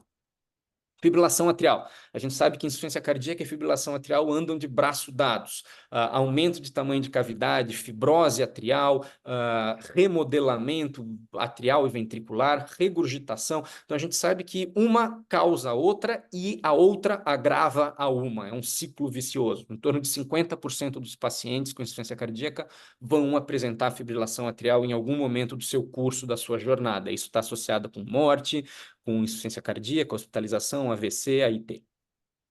Então, o CASTLE-AF, lá em 2018, já tinha mostrado para a gente o benefício de você buscar ativamente o ritmo sinusal com ablação, principalmente para o isolamento da pulmonar, em pacientes com fibrilação atrial. A grande queixa do CASTLE na época era o braço de pacientes não intervenção, 60% deles já tinham recebido amiodarona. Então, se cogitou que eram pacientes muito graves, eram pacientes que já tinham falhado ao uso da amiodarona. Pegando esse mesmo nicho, o CASTLE-HTX pegou pacientes ainda mais graves do que aqueles avaliados pelo CASTLE-AF. Pegou pacientes, esses sim, encaminhados para avaliação de transplante. Já iam para transplante mesmo, então o coração já tinha sido dado como terminal pelos seus médicos assistentes, e aí esse grupo resolveu, é o mesmo grupo, só que agora é unicêntrico, é só num único centro. Eles pegaram esses pacientes e resolveram fazer ablação em pacientes que já estavam com IC avançada, sendo a fração reduzida, avaliados para transplante. O desfecho primário era um transplante de urgência, dispositivo e morte. E é espetacular o impacto que a ablação teve nesses pacientes. Esse aqui é um que me convenceu. Enquanto o CASTLE-AF eu ainda estava meio indico ablação ou não indico, como transplantador, o CASTLE-HTX, esse realmente mudou, deu um clique na minha cabeça sobre indicação de ablação para os pacientes. Eram pacientes muito bem tratados, e vejam o impacto que você tem, as curvas elas se abrem muito precocemente, e você precisa de um NT de 5. Esse estudo ele foi interrompido antes do final, era um estudo que era para durar mais tempo, mas o benefício foi tão gritante que o Comitê de Avaliação de Segurança de Dados parou o estudo, e você precisa de só 5 pacientes para ter uma redução de qualquer um desses desfechos. Com relação agora a dispositivos, encaminhando mais para a parte final da aula, a gente teve o Budapest CRT, que avaliou pacientes que tinham um marca-passo, e a gente sabe que 30% dos pacientes evoluem com dissincronia induzida pelo marca-passo, e eles pegaram esses pacientes, não eram pacientes que estavam em fim de bateria, eram só pacientes que estavam sintomáticos com marca-passo dupla câmera convencional, e eles resolveram fazer um upgrade versus colocar um CDI. Então, eram pacientes que tinham indicação de CDI para profilaxia primária, e eles, num grupo, só colocaram CDI, no outro grupo eles colocaram ressincronização. Então, também é outro estudo que teve um impacto, a gente até questiona, porque foi um impacto muito importante, uma redução aqui o grupo de CDI reduziu em 20%, né? Então, 80% dos pacientes ainda atingiram o desfecho primário, que era morte, hospitalização por IC ou redução do tamanho ventricular sistólico, enquanto o grupo da ressincronização reduziu em 70%. Então, só 30% deles tiveram esse desfecho.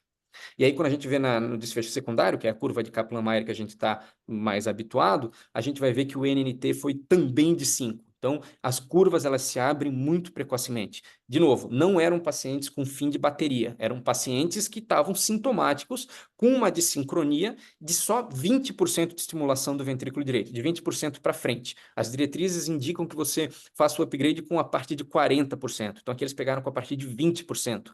E mais importante ainda, para o desfecho primário, que inclui a redução de cavidade, a gente sabe que o objetivo da ressincronização é isso, 2 pacientes. Bastavam 2 pacientes ao longo de 1 ano de segmento para você reduzir um desses desfechos. Isso, para mim, é espetacular. Com relação ao segmento de longo prazo do COAPT, a gente já viu a clipagem mitral, lembra que o COAPT e o Mitra FR, o COAPT, eles nos trouxeram, eu estou passando aqui um pouquinho do tempo, mas eu prometo que eu já estou acabando, eles nos trouxeram o conceito de desproporcionalidade do ventrículo com a regurgitação mitral. O COAPT, ele mostrou foi um resultado positivo, porque os pacientes tinham mais desproporcionalidade de regurgitação, e aí no segmento de 5 anos as curvas continuaram se abrindo. Mais recentemente, a gente teve o Triluminate, que é um estudo mais piloto, mas já com um número amostral razoável, que avaliou o impacto de uma clipagem parecida com a mitral, só que agora na tricúspide. A gente não tem nada para tricúspide, ela é chamada válvula esquecida. E houve, ao longo do segmento de 30 dias, uma melhora significativa do grau de regurgitação, e isso impactou em qualidade de vida dos pacientes. Ainda não é uma coisa que a gente já vai usar amanhã, mas é uma luz no fim do túnel para a doença de tricúspide, que é uma doença dificílima de manejar. VD e tricúspide são, para quem tem na enfermaria, sabe a dificuldade que é isso.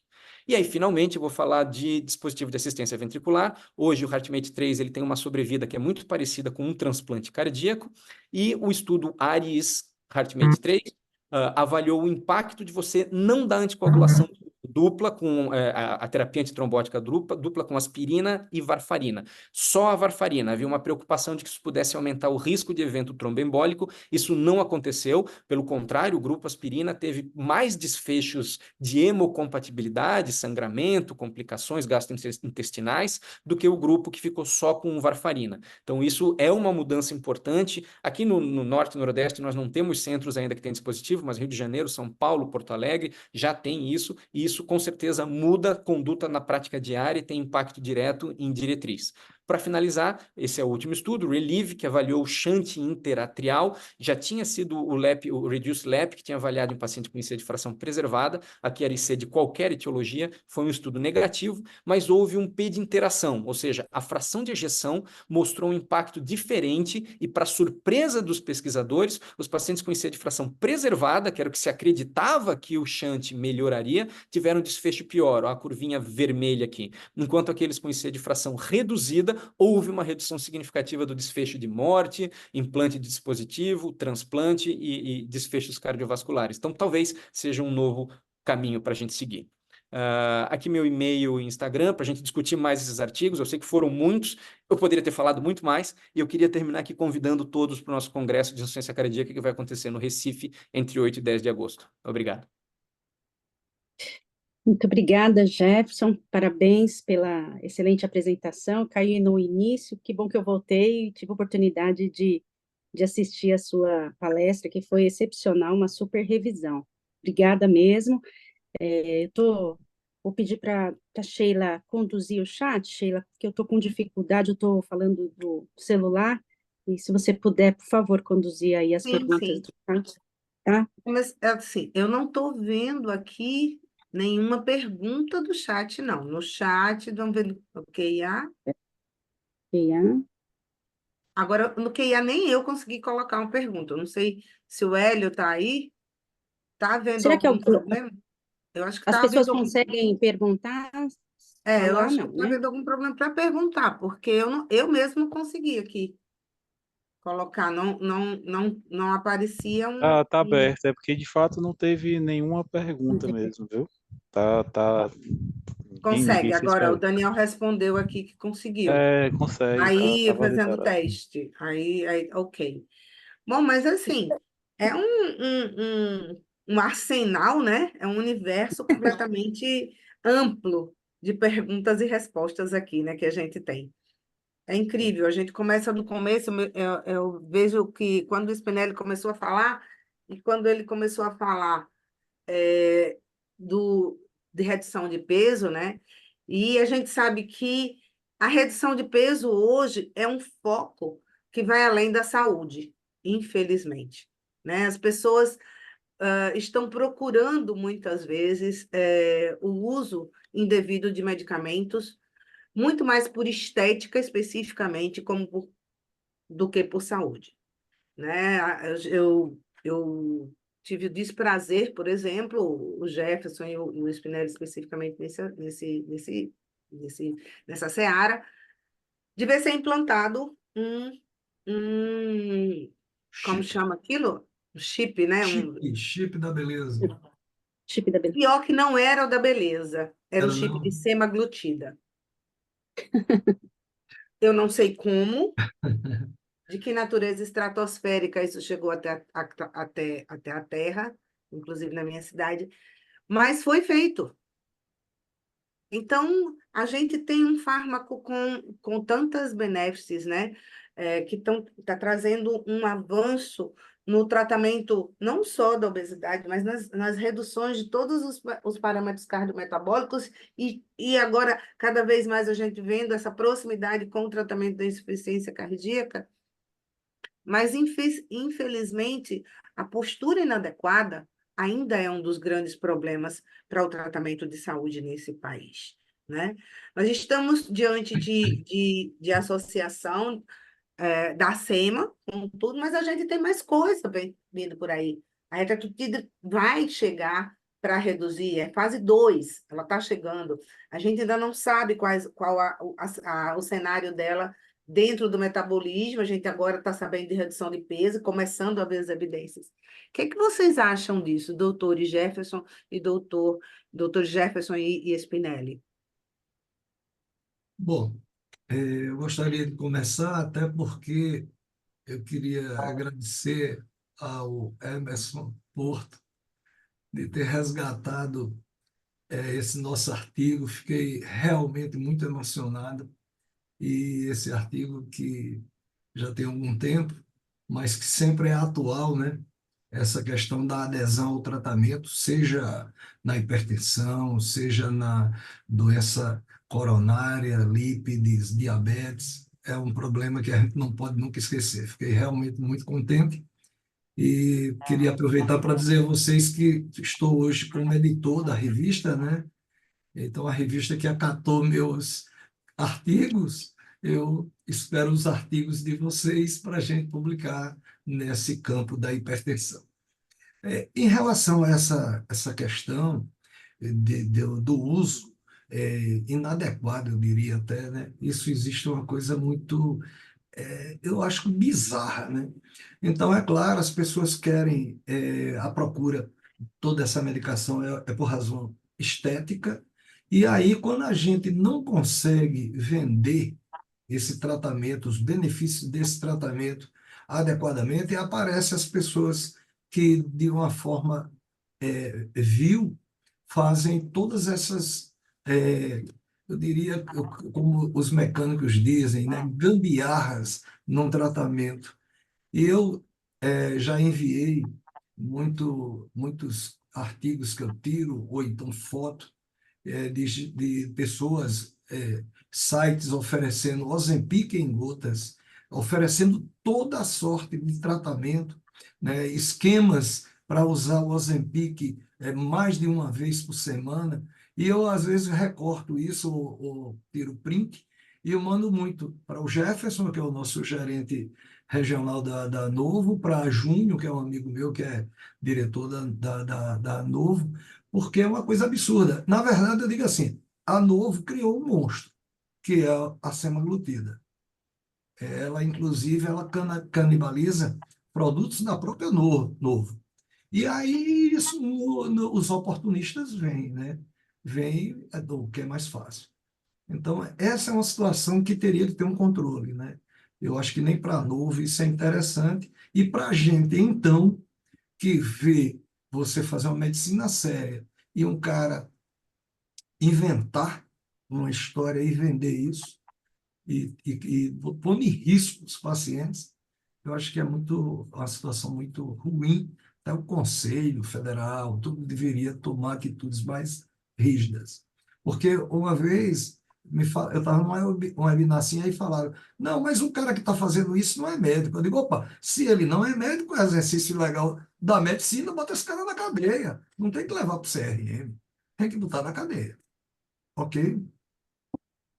É, Ok, perfeito. Guilherme. Teve duas coisas, uma que o Dr. Emerson falou, uma que o Dr. Spinelli falou, e eu queria puxar aqui de novo para responder essa pergunta. O Dr. Emerson colocou uma frase que eu achei espetacular e que a gente vê todo dia, assim, no meu paciente, né, na minha experiência, e aí isso parece que te dá uma autoridade para você fazer a gambiarra que você quiser, e isso é perigoso na insuficiência cardíaca. Eu canso, mas é minha rotina, todo dia eu faço isso e eu vejo isso. Eu canso de ver gente fazer gambiarra com prescrição, dá menos beta-bloqueador, porque tem medo que a frequência caia. Não dá nem tempo Você não dá ao paciente a chance de ele intolerar o remédio. Isso eu costumo dizer, acho que é muita arrogância nossa, do médico, que deixa de prescrever, aumentar a titulação do beta-bloqueador, ou aumentar a titulação do inibidor da ECA, ou do sacubitril/valsartan, porque tem medo da frequência ou porque tem medo da pressão. Quando tem um largo corpo de evidência clínica mostrando que dose importa na insuficiência cardíaca. Então, as pessoas fazem gambiarra, mexem aqui, mexem lá, porque no meu paciente é diferente, eu estou individualizando o tratamento. E aí é o que a gente tem visto acontecer com a semaglutida, eu acho que vai muito nesse sentido. Tem muita gente que fala que o resultado é o mesmo que a bariátrica, por exemplo. A bariátrica ela é mais definitiva, você não precisa ficar tomando semaglutida para sempre. A questão é que, embora você possa ter o mesmo grau de perda ponderal, talvez, nem sempre, porque esses pacientes eles engordam de novo. Eu canso de ver paciente pós-bariátrica, a gente fala, venceu a bariátrica, fez a bariátrica e voltou a engordar de novo. Mas a questão não é nem essa, o impacto anti-inflamatório da semaglutida. Isso o Dr. Spinelli mostrou o gráfico, o quanto a PCR abre e a própria. O efeito benefício cardiovascular das curvas, ele abre muito antes mesmo da perda ponderal do paciente. Então, é muito mais do que só, e que já é bastante coisa, a perda ponderal. A perda ponderal, ela é importante para o paciente, até para melhorar a classe funcional, qualidade de vida e tudo, mas eu acho que a gente está descobrindo aí como foi com as glifosinas há coisa de 10 anos atrás, 5, 10 anos atrás. A gente está descobrindo novas metas de tratamento e novos rumos aí para a insuficiência cardíaca especificamente. Dr. Jefferson, Perfeito. só para complementar, Sheilinha, o Dr. Jefferson, o Dr. Spinelli também, a gente pode levar em consideração, será que a gente já pode dizer que seria o quinteto fantástico nessa população mais idosa na insuficiência cardíaca? Você acha que já Eu dá penso para considerar? na IC de fração preservada, que a gente tem menos evidência de benefício de redução eles morrem menos de morte cardiovascular, tá? Eles têm uma mortalidade que é razoavelmente parecida, mas o paciente com IC de preservada morre de outras causas. Ele morre de, sei lá, fratura do colo do fêmur, doença renal, câncer, pneumonia. Não, são pacientes de mais idade, que têm mais comorbidades. Tanto é que se você for comparar o DAPA com o delivery, você vai ver que a taxa de morte por 100 pacientes ano é muito menor, metade quase, menos do que isso, no delivery comparado com o DAPA. Então, quando a gente fala em redução de desfecho cardiovascular, é um pouco mais complicado no paciente com IC de fração preservada. Mas especificamente no fenogrupo do obeso cardiometabólico da IC de fração preservada, eu acredito que a gente encontrou uma grande droga que logo vai entrar para esse grupo no patamar da glifosina enfim, e controle de comorbidades. O paciente com IC de fração reduzida, a gente tem alguns estudos que foram com a linaglutida, que mostrou que ela aumenta um pouquinho a frequência, em torno de 6 batimentos por minuto, pouca coisa mais. Isso é ruim na insuficiência cardíaca, né, de reduzida. Na insuficiência cardíaca de reduzida, você tem que ter frequência mais baixa. E ele acabou não impactando em redução de desfecho. Por isso que eu acho que o SELECT é tão bonito em mostrar que não houve P de interação na redução dos desfechos. Então, ele mostra um caminho que talvez especificamente nesse grupo de pacientes com IMC maior do que 30, 30 e poucos, também você possa ter um alvo. Então, para você dizer que a terapia quíntupla para todo mundo, não. Na IC de fração reduzida, eu tenho evidência, inclusive, que mostra aumento de arritmia com essa frequência mais alta. Mas nesse subgrupo, coloca a obesidade como uma meta terapêutica. Não é só uma questão de estética, porque eu quero ser assim. Não, é uma doença que ela merece ser tratada. Eu estou falando da minha população com insuficiência cardíaca, para não entrar em nenhum conflito aqui. É uma meta terapêutica que tem que sim ser combatida. Obrigada. Kátia, eu acho que o que nós tivemos foi uma droga com ação nesse grupo da fração de ejeção, da insuficiência cardíaca com fração de ejeção preservada. Porque outras drogas que eram promissoras, né? O próprio Jefferson mostrou, né, que a próprio sacubitril valsartana, para esse grupo específico de pacientes com fração de ejeção preservada, não teve um resultado tão bom. Acho que foi o Eduardo, né, que falou do Paradise, Paranaense, eu falei. isso.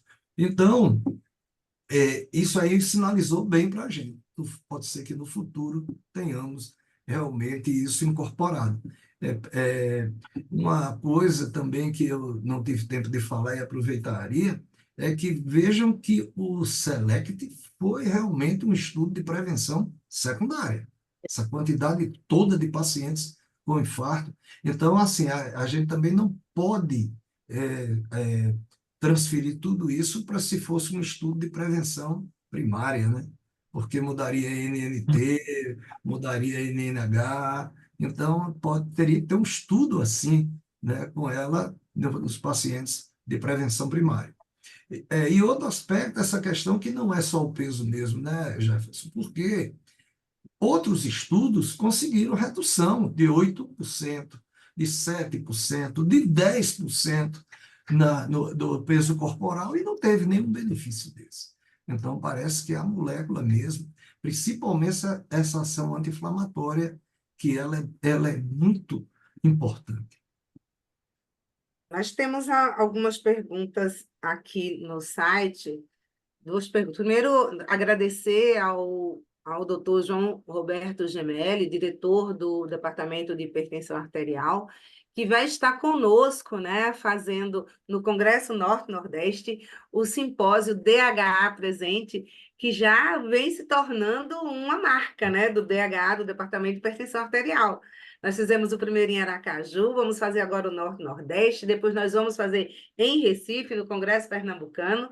Então, o DHA presente realmente está presente dentro de todo o contexto Norte-Nordeste. A gente vai em frente com ele. O doutor Roberto, o doutor Gemelli faz uma observação que o estudo FLOW mostrou o impacto da SEMA em função renal também. A gente sabe que parece que estivemos por uns 20 anos de congelamento dos néfros, né? Eles ficaram hibernados, assim, né, tadinhos dentro da geleira, e agora a cardiologia conseguiu derreter a geleira em volta dos néfros com os benefícios que os medicamentos de cardiometabolismo vêm trazendo. E aí a pergunta vale para todo mundo. O que é que vocês acham? Porque a gente tem na redução desse cardiometabolismo também um padrão já mostrando situações específicas para hipertensão, por exemplo, né? A gente sabe que já tem subgrupo de estudo mostrando redução com a MAPA, né? Como aconteceu com o Sorron. Então, a gente tem coisa crescendo aí, né? E essa função renal parece que é a bola da vez. Nós tínhamos, a vida inteira a gente teve medo do renal, né? E agora parece que a gente está ensinando todo mundo a não ter medo de tratar o renal. O que é que vocês acham disso? Kátia, respondendo essa pergunta da Sheila, eu diria Sheila. que nesse caso, não, Kátia, é para a Kátia ouvir. Nesse caso da doença renal, aí sim, estamos com o quarto pilar, provavelmente, agora. Então, nós só tínhamos os bloqueadores do sistema renina-angiotensina-aldosterona, aí veio os inibidores da ISGLT2, depois os inibidores mineralocorticoides não hormonais, como o estudo Fidelio com a finerenona, e agora o FLOW. FLOW realmente é inequívoco o benefício dessa molécula nesses pacientes com doença renal crônica. A redução da progressão para tratamento substituto, a redução na progressão da microalbuminúria, todos esses itens, eles tiveram um ganho no FLOW com a adição da semaglutida. Então, parece que aí sim vamos ter os 4 pilares, né? Vamos ter aumento de um pilar, provavelmente. É certo. Doutor Jefferson quer falar alguma coisa? Doutor Emerson também?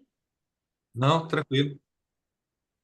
Deixa eu fazer uma Eu acho que a pergunta para o grande... doutor Eduardo. É exatamente o que eu ia perguntar para ele. Agora que eu ia falar era a respeito de como é que aqui acho que não vou fazer observações com relação à data de nascimento, mas eu sou quase pré-jurássica, mas eu sou da época que a gente ouvia falar do marca-passo e tremia na base. E a gente vê a evolução que se chegou hoje, né? Tricúspide estava para o cardio como o pâncreas era para o cirurgião, fecha os olhos para não ver. E agora a gente vê a possibilidade de afrontar um grande medo, é uma coisa fora dos parâmetros da realidade, né, doutor Eduardo? Eu fico assim tão feliz, porque eu estou entrando na fase do pós-válvula, né, agora, né? Então, a gente já fica com medo, mulher e tal, vai envelhecendo. Como é que se houver essa revolução que está acontecendo? Sheila, obrigado pela pergunta. Bom, eu acho que essa é a nossa revolução atual, é a fronteira atual da cardiologia intervencionista, né? As intervenções estruturais de válvula aórtica, depois de válvula mitral, pavimentaram muito bem o caminho para que a gente pudesse tratar coisas cada vez mais complexas. Então, a válvula tricúspide é a nossa fronteira atual. Colocando em contexto o que a gente tem disponível no Brasil, né, hoje, porque às vezes as coisas demoram um pouco para chegar aqui, mas no Brasil a gente já consegue tratar várias patologias da válvula tricúspide. Então, é possível tratar percutaneamente o paciente que tem bioprótese em posição tricúspide degenerada, então fazer um implante de uma prótese transcatéter tipo prótese de TAV em posição tricúspide é relativamente simples de ser feito. A gente tem no Brasil o sistema de clipagem da Abbott, o MitraClip, mas com a Anvisa somente para posição mitral. A gente ainda não tem a liberação da Anvisa para utilizá-lo em posição tricúspide. Alguns casos já foram feitos, mas são casos ainda de exceção, mas no futuro bem breve a gente vai poder ter. E agora, em 2023 e 2024, a gente passou a ter a possibilidade de implante de 2 tipos de prótese para tratamento da válvula tricúspide disfuncionante nativa. O posicionamento de uma prótese transcatéter dedicada para a válvula tricúspide. Então, esse ano, em fevereiro e março, fevereiro e abril, foram realizados os 2 primeiros implantes no Brasil desse tipo de dispositivo para tratamento de válvula tricúspide nativa disfuncionante. E para aquele paciente em evolução terminal da doença, a gente tem a possibilidade de fazer um tratamento que a gente chama de heterotópico. O implante de 2 próteses na entrada da cava superior e da cava inferior, que é o sistema trick valve, diminuindo tornando o ventrículo átrio quase funcionalmente como uma cavidade só, mas diminuindo o impacto da repercussão sistêmica do refluxo. Então, nós estamos vendo a história ser escrita, né? A gente passou muito bem pela válvula óssea, a gente consolidou muito bem a válvula mitral, a pulmonar já era um campo da cardiopatia congênita, de atuação da cardiopatia congênita há muitos anos, e a válvula tricúspide, como o Jeff falou bem, era a válvula até certo ponto, até recentemente esquecida, mas hoje a gente já tem que apagar esse slide da válvula esquecida, porque ela não está esquecida mais, pelo contrário, o foco do desenvolvimento está todo nela agora. Bom. Kátia, você está conseguindo ver o QIA ou não? Não consigo ver. Então, tem uma pergunta aqui do QIA, e aí é para todos. Qual a opinião dos doutores sobre o aprocitentan? Aprocitentan. Nossa! Nossa. Silêncio sepulcral. O aprocitentan, eu acho que é um antagonista de endotelina, né? Foi uma droga que foi aprovada agora pelo FDA para ser utilizada em pacientes com hipertensão resistente. Acho que é uma droga promissora, né? Tem um artigo bem interessante também, e eu gosto desses artigos assim de revisão, porque faz a gente refletir, né? Aí, professor, não tem como não recorrer àquele seu artigo realmente da adesão ao tratamento. E tem um artigo interessante publicado no New England que ele fala sobre o paradoxo da hipertensão, né? Porque que a gente, apesar de evoluir tanto no armamento terapêutico, com novas drogas sendo surgindo, e ele traz se não me falha a memória, foi escrito pelo professor Kobanian, esse artigo. E ele fala sobre a evolução das drogas, quantas drogas antihipertensivas surgiram, quantas drogas a gente tem, e parece que a gente não vai vencendo a guerra. Né? Eu não vejo dessa forma, não. Eu acho que sempre que uma droga nova chega, é uma oportunidade nova da gente alcançar controle pressórico. Tem um detalhe interessante que eu acho que eu não sei se é uma percepção isolada minha, mas se vocês já perceberam, se vocês pegarem as diretrizes de hipertensão, as mais antigas, elas diziam que bastava que a gente controlaria mais de 90% dos pacientes hipertensos com a única droga, né? E observem que isso vai evoluindo, isso vai mudando. E aí eu não vejo isso como uma perda, né? Se a gente não tivesse novas drogas, talvez a evolução, a idade chegando dos pacientes, expectativa de vida subindo, né? Talvez se a gente não tivesse essas drogas novas surgindo, a gente não teria mantido esse patamar, né? O que talvez já seja uma vitória. A mesma coisa a gente vê para a dislipidemia. Antigamente, com 20 miligramas de simvastatina, a gente controlava a maior parte dos pacientes. Hoje, a quantidade de pacientes que precisam de uma associação de uma estatina potente já associada a ezetimibe é um número grande de pacientes. Então, assim, essa droga eu acho que ela vem para somar, né? Ela já foi liberada para uso em pacientes com hipertensão resistente e eu acho que é mais um armamento, né, no nosso, para nos ajudar, né, no controle da hipertensão.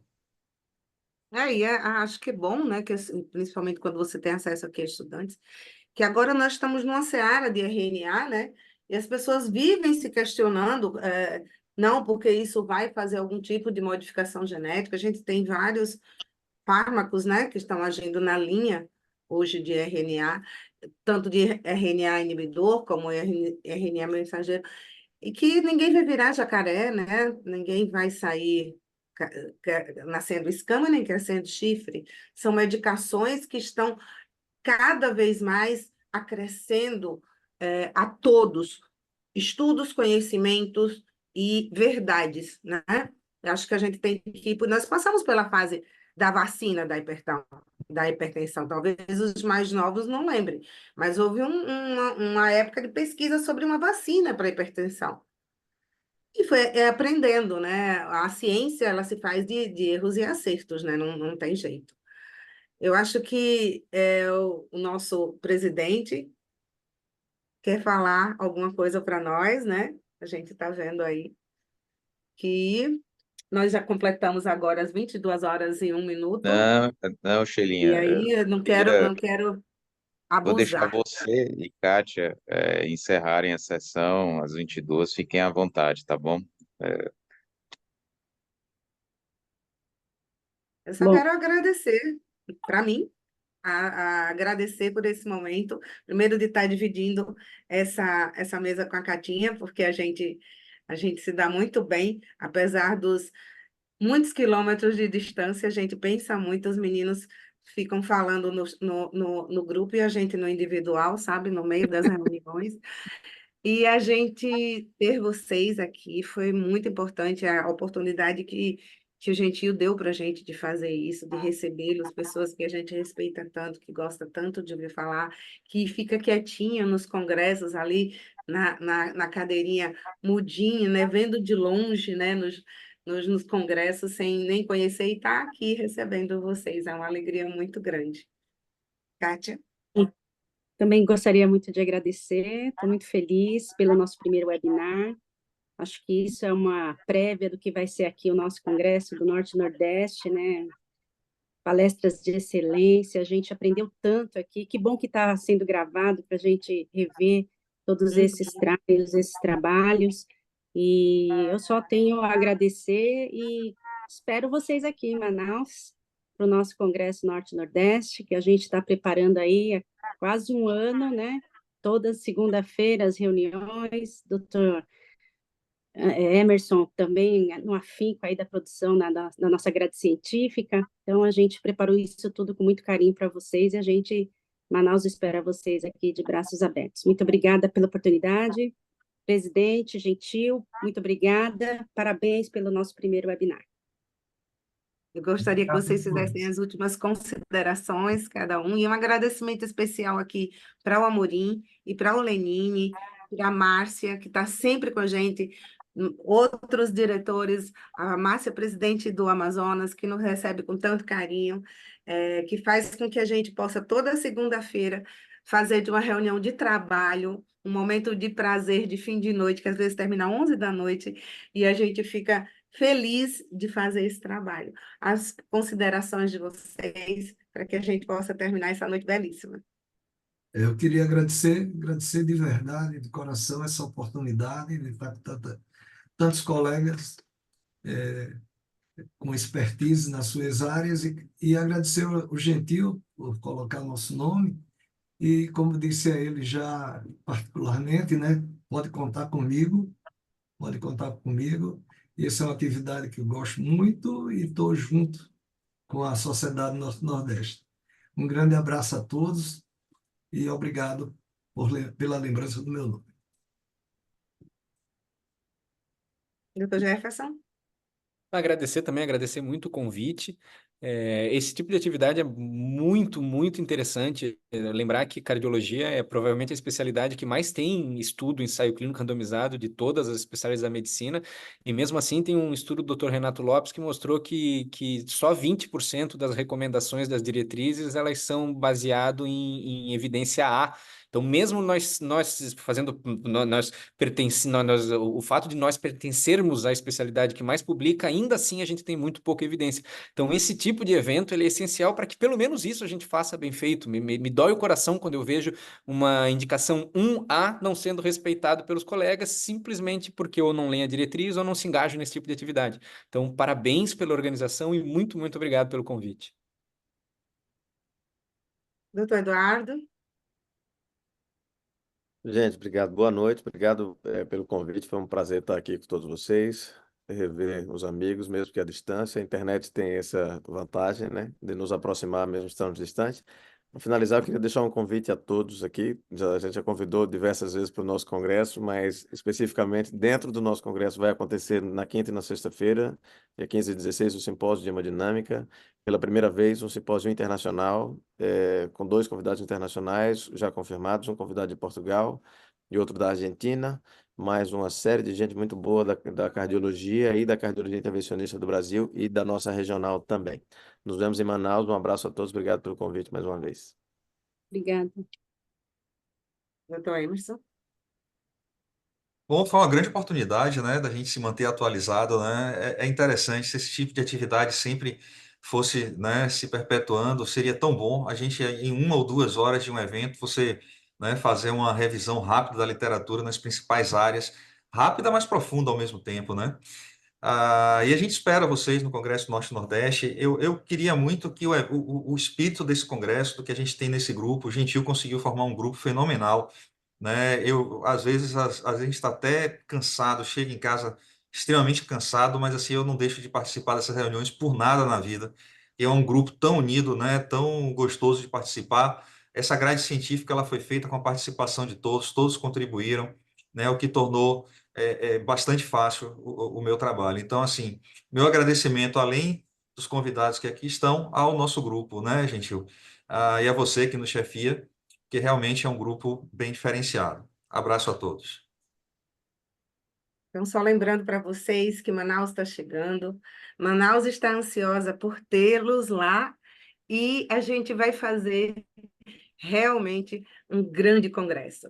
Vai ter o Congresso Internacional de Hemodinâmica, vai ter o Simpósio Internacional de Hemodinâmica, vai ter o Simpósio do DHA, tem um curso aprimorado para os clínicos no curso pré-congresso, para todos aqueles que tiverem a oportunidade de estarem conosco, clínicos, cardiologistas, ginecologistas, nós teremos um dia dedicado a vocês para trazer para vocês as dúvidas que vocês têm e que a gente vai tentar responder nas mais diversas áreas da cardiologia, para que você se sinta seguro a trabalhar aí na sua comunidade ribeirinha, com as suas dificuldades que a gente sabe que são grandes, mas que vai ter o apoio nosso.